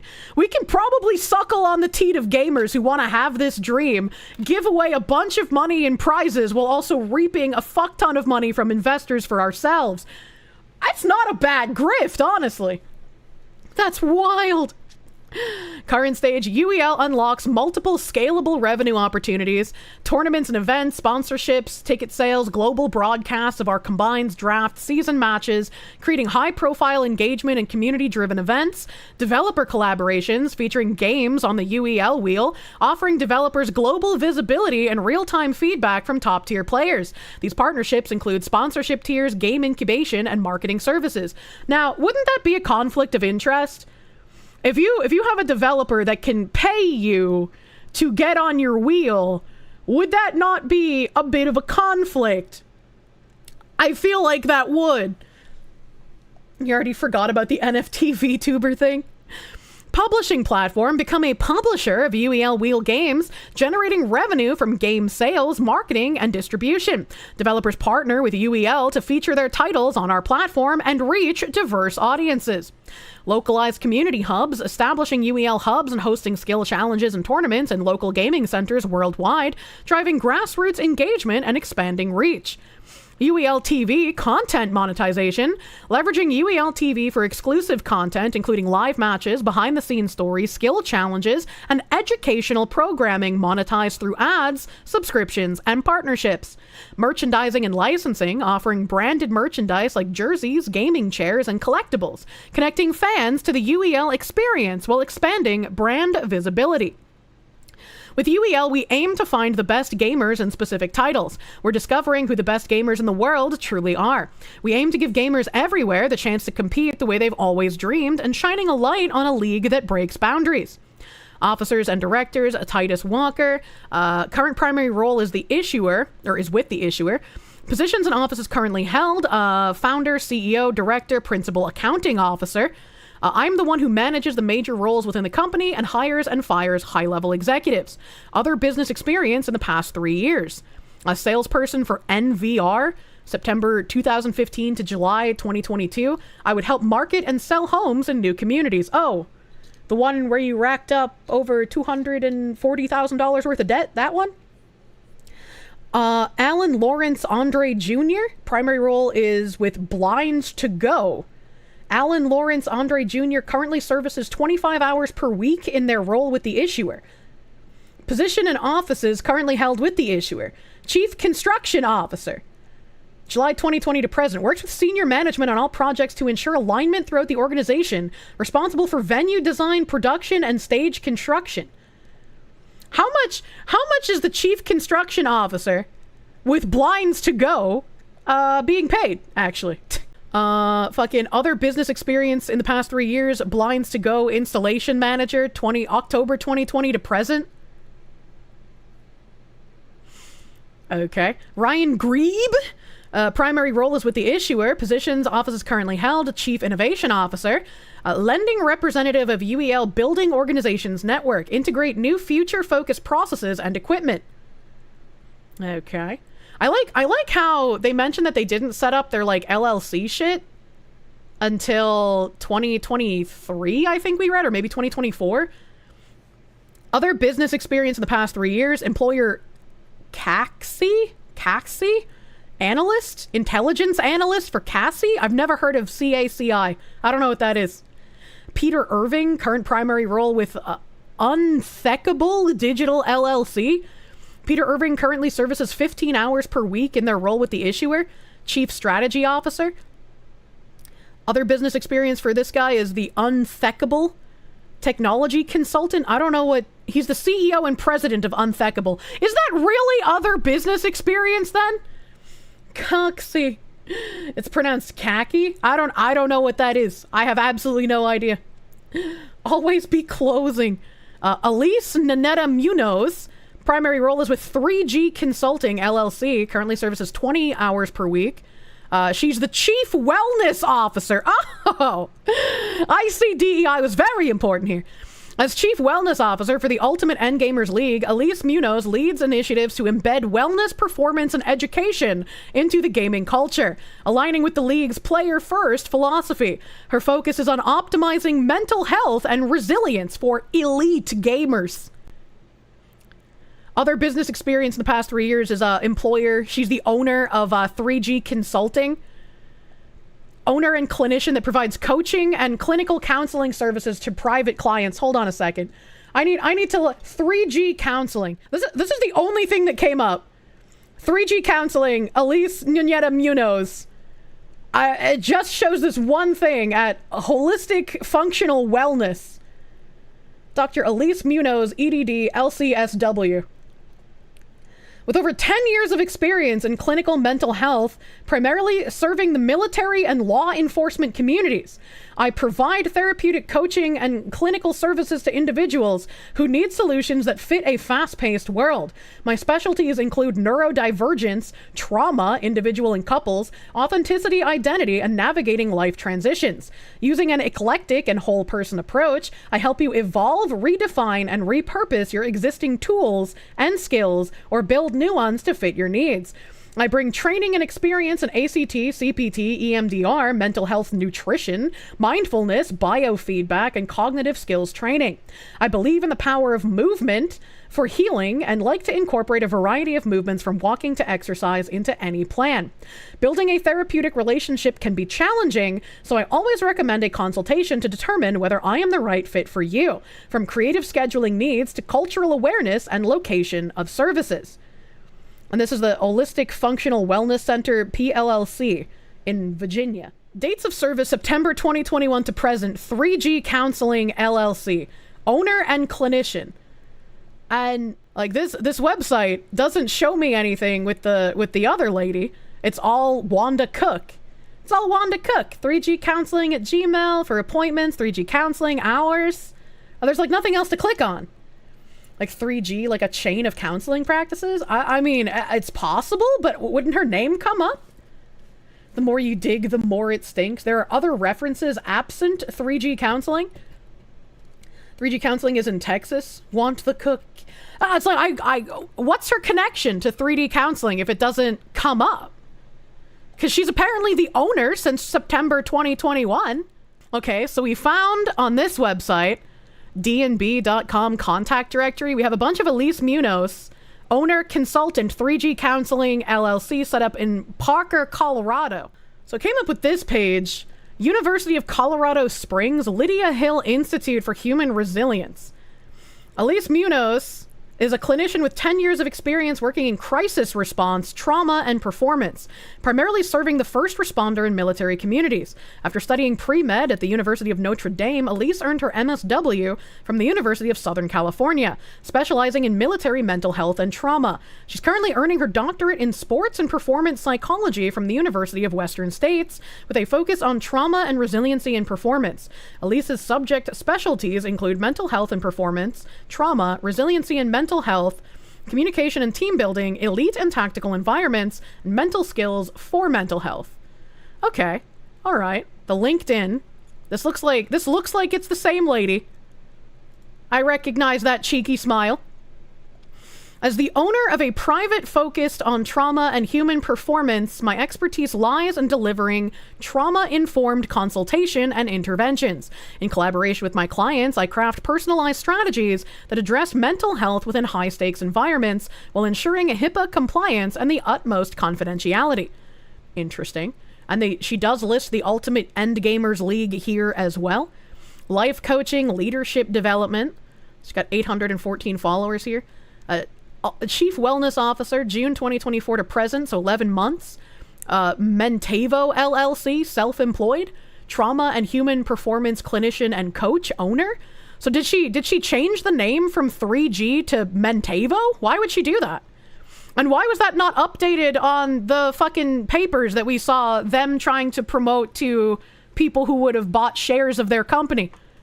That's weird. That's kind of weird. Providing trauma-informed treatment, coaching, and education to clients in tactical and elite performance occupations. Okay. We got embedded licensed mental health provider at the United States Space Force. Interesting. Five months at the Space Force, baby? I wonder why she wasn't kept after 5 months. Who interviewed the UEL guy? The UEL guy is in the recommended follow near the top. Oh my god, he is. Crash landing. I help video game developers and publishers find community to play their game. Founder and CEO of the UEL, the largest multi-genre esports league in the world. Future of esports and entertainment. Oh boy. Almost 8,000 followers. A thank you to Monumental Sports and Entertainment Dex Imaging Company, and most of all, Jason Hall, the GOAT, for inviting me out to Washington Capitals playoff dinner. It was awesome hearing insights from professionals who understand the game at the highest level. Looking forward to seeing what the team does this year. Big congrats to OV for breaking the record. How do you get invited to this shit? Like, who does he know? What is this? USA Africa? Michael Jackson? The actual GOAT? In the crime boss chair?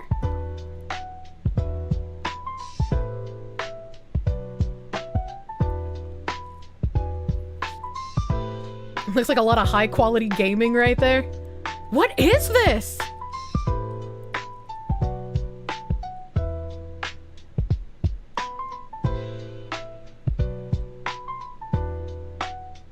You know, some of the guys who are stationed at a Space Force base in Colorado, you wonder if they met this lady? I wonder if they met this lady too.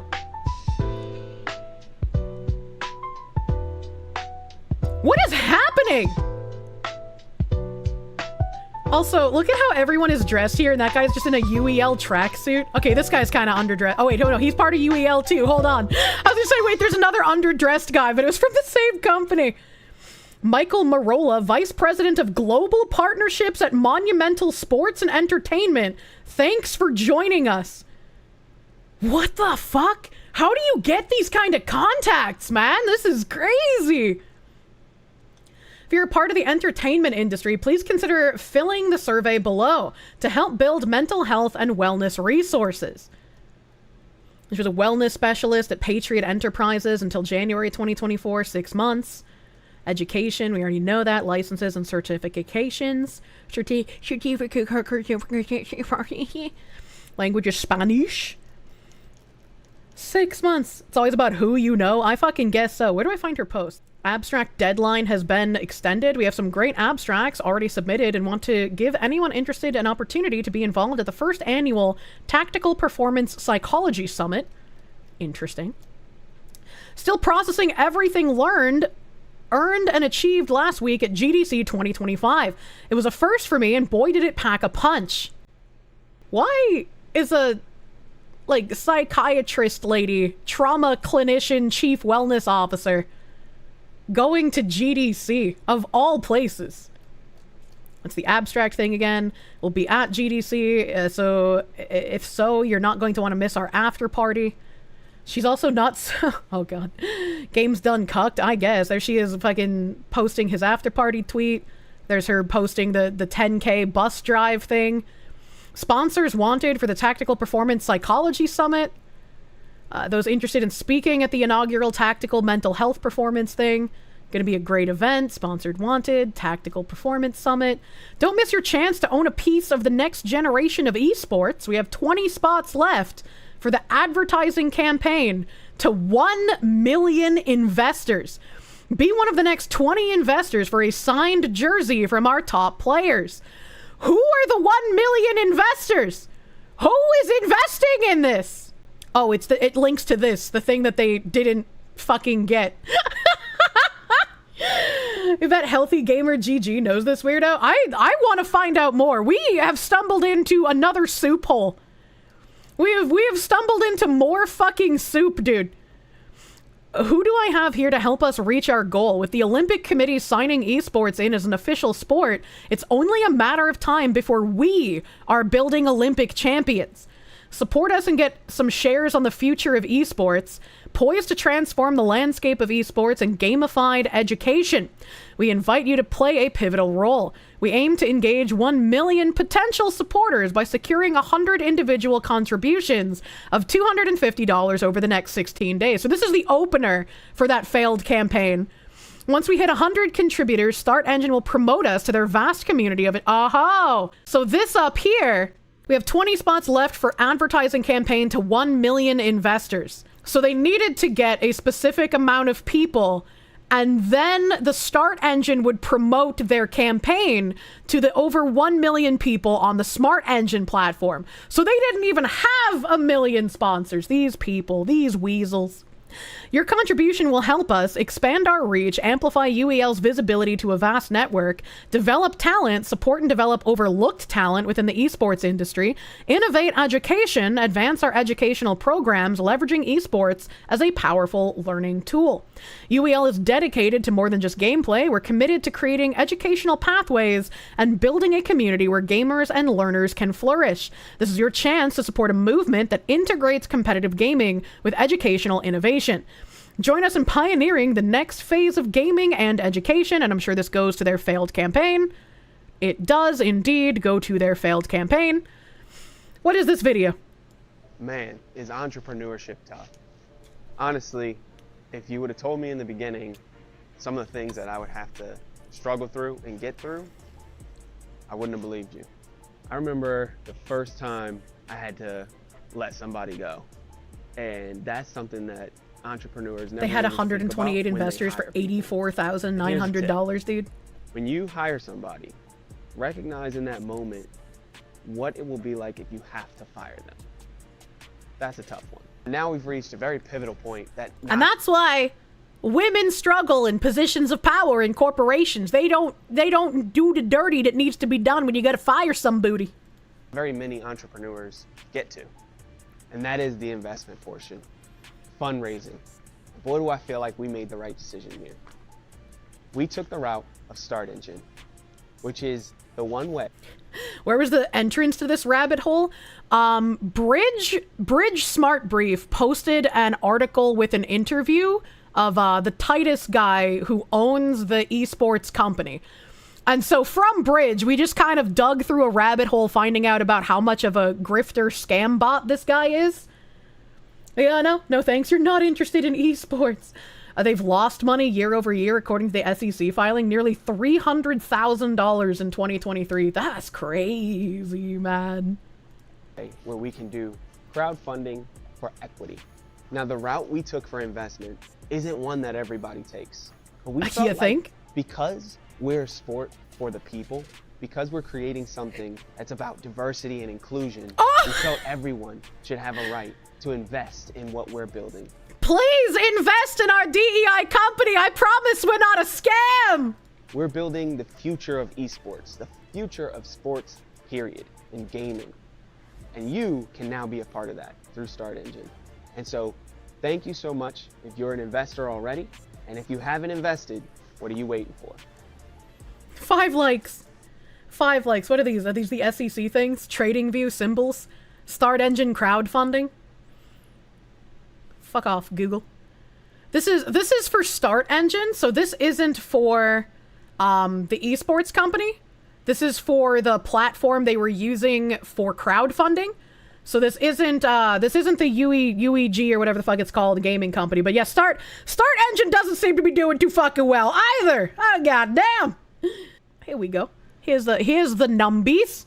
Here we go. We got 128 investors for $84,978 out of their stated $1.235 million goal.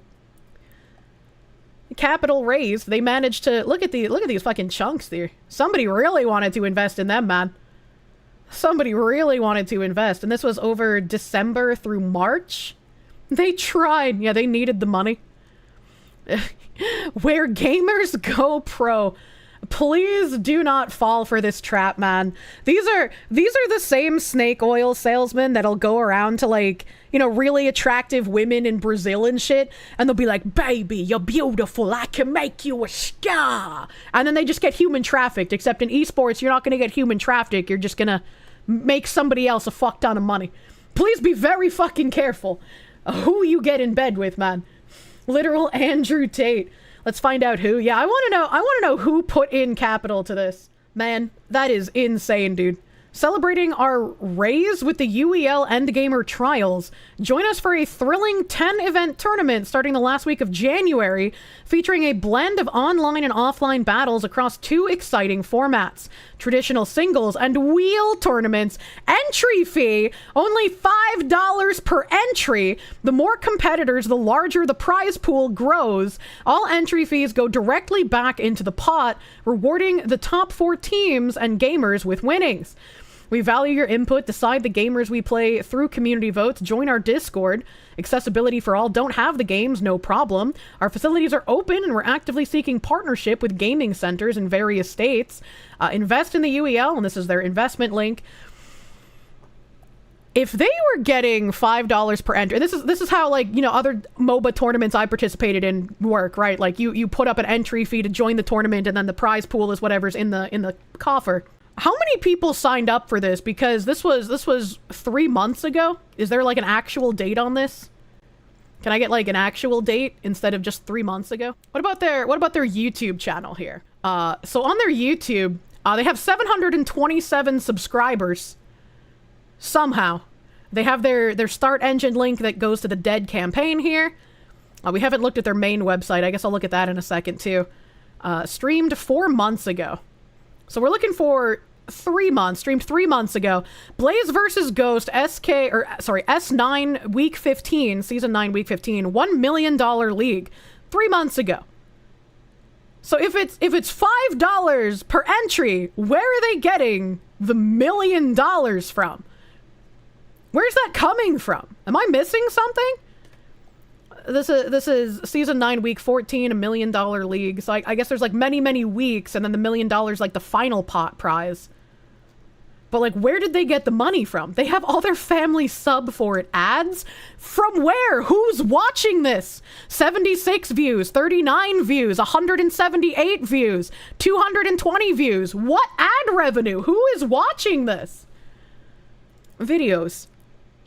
Technical timeout, episode 8. Take a gamble. All right, sure. Let's open 180 views. I'll give you one. Welcome to another fast-track, fun-filled, and fat-packed episode of Technical Timeout right here on the Ultimate Endgamers League YouTube channel. You found us. How do you do, fellow gamers? Live on Wednesdays at 6 p.m. Pacific. That's 9 p.m. Atlantic for Speedy and Eastern for everyone else. And why do they have a fucking porn director pretending to be a gamer here? I don't even know who this guy is. But I'll get who's that like short midget guy? Get up on the Hydra's back! Who's that fucking guy? Who's that fucking guy, chat? Give me the name. Danny DeVito! This is Danny DeVito's non-height challenged cousin. You can always find us on demand right here. This week, we'll be talking about gambling in the UEL because, quite frankly, I am 25-3 in my predictions this season. And if Wu-Tang Clan ain't nothing to mess with, well then what does that make me? I want to make a little bit of that dough, and I know you do too. We'll talk upsets, playoff predictions, and woe is me, some teams still can't figure out the procedural parts of being a team right here in the UEL. But there's two sides to every equation. I'm fucking flabbergasted. Like, I'm turning red from secondhand embarrassment. Showed out and showed the league what they're all about. So I've got one question for you, and one question only.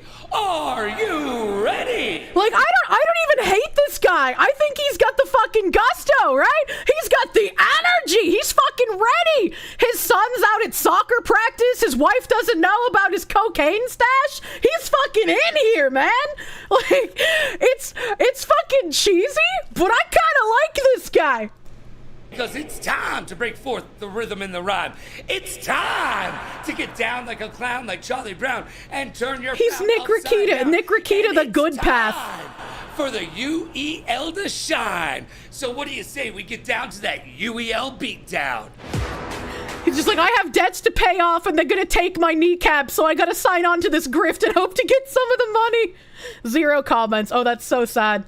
I was really hoping for fucking comments. Season 10, sign up now. Surf Thing Gaming PCs, $50 off. How the fuck do they have a sponsor on this channel? How the fuck? Oh my god. Okay, the champ. All right, who's the champ, man? Fuel.com, use code Logan. Save that hard-earned cashish. This week's how do you have a fucking G Fuel sponsor? People want to say GamerSup sponsors anyone, but goddamn, what the fuck? None other than Blaze owner and Tier 1 Hollywood. Tekken tells the story of why the Blaze won. Hollywood clutched up and beat Herb and KIC in Tekken. You can't say KFC and then show a picture of a black man that's racist. I'm moving on. In this event, then your post-game interview.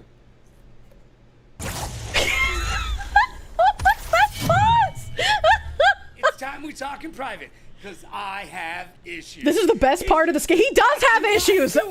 Visit newer.com and use code Logan to save 20% off.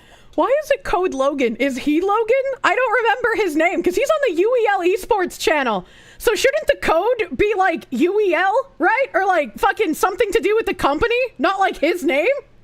I don't he's gonna walk away and be like, all these codes are under my name. Get fucked, Mr. Titus. Get fucked. These are my sponsorships now. Look at me.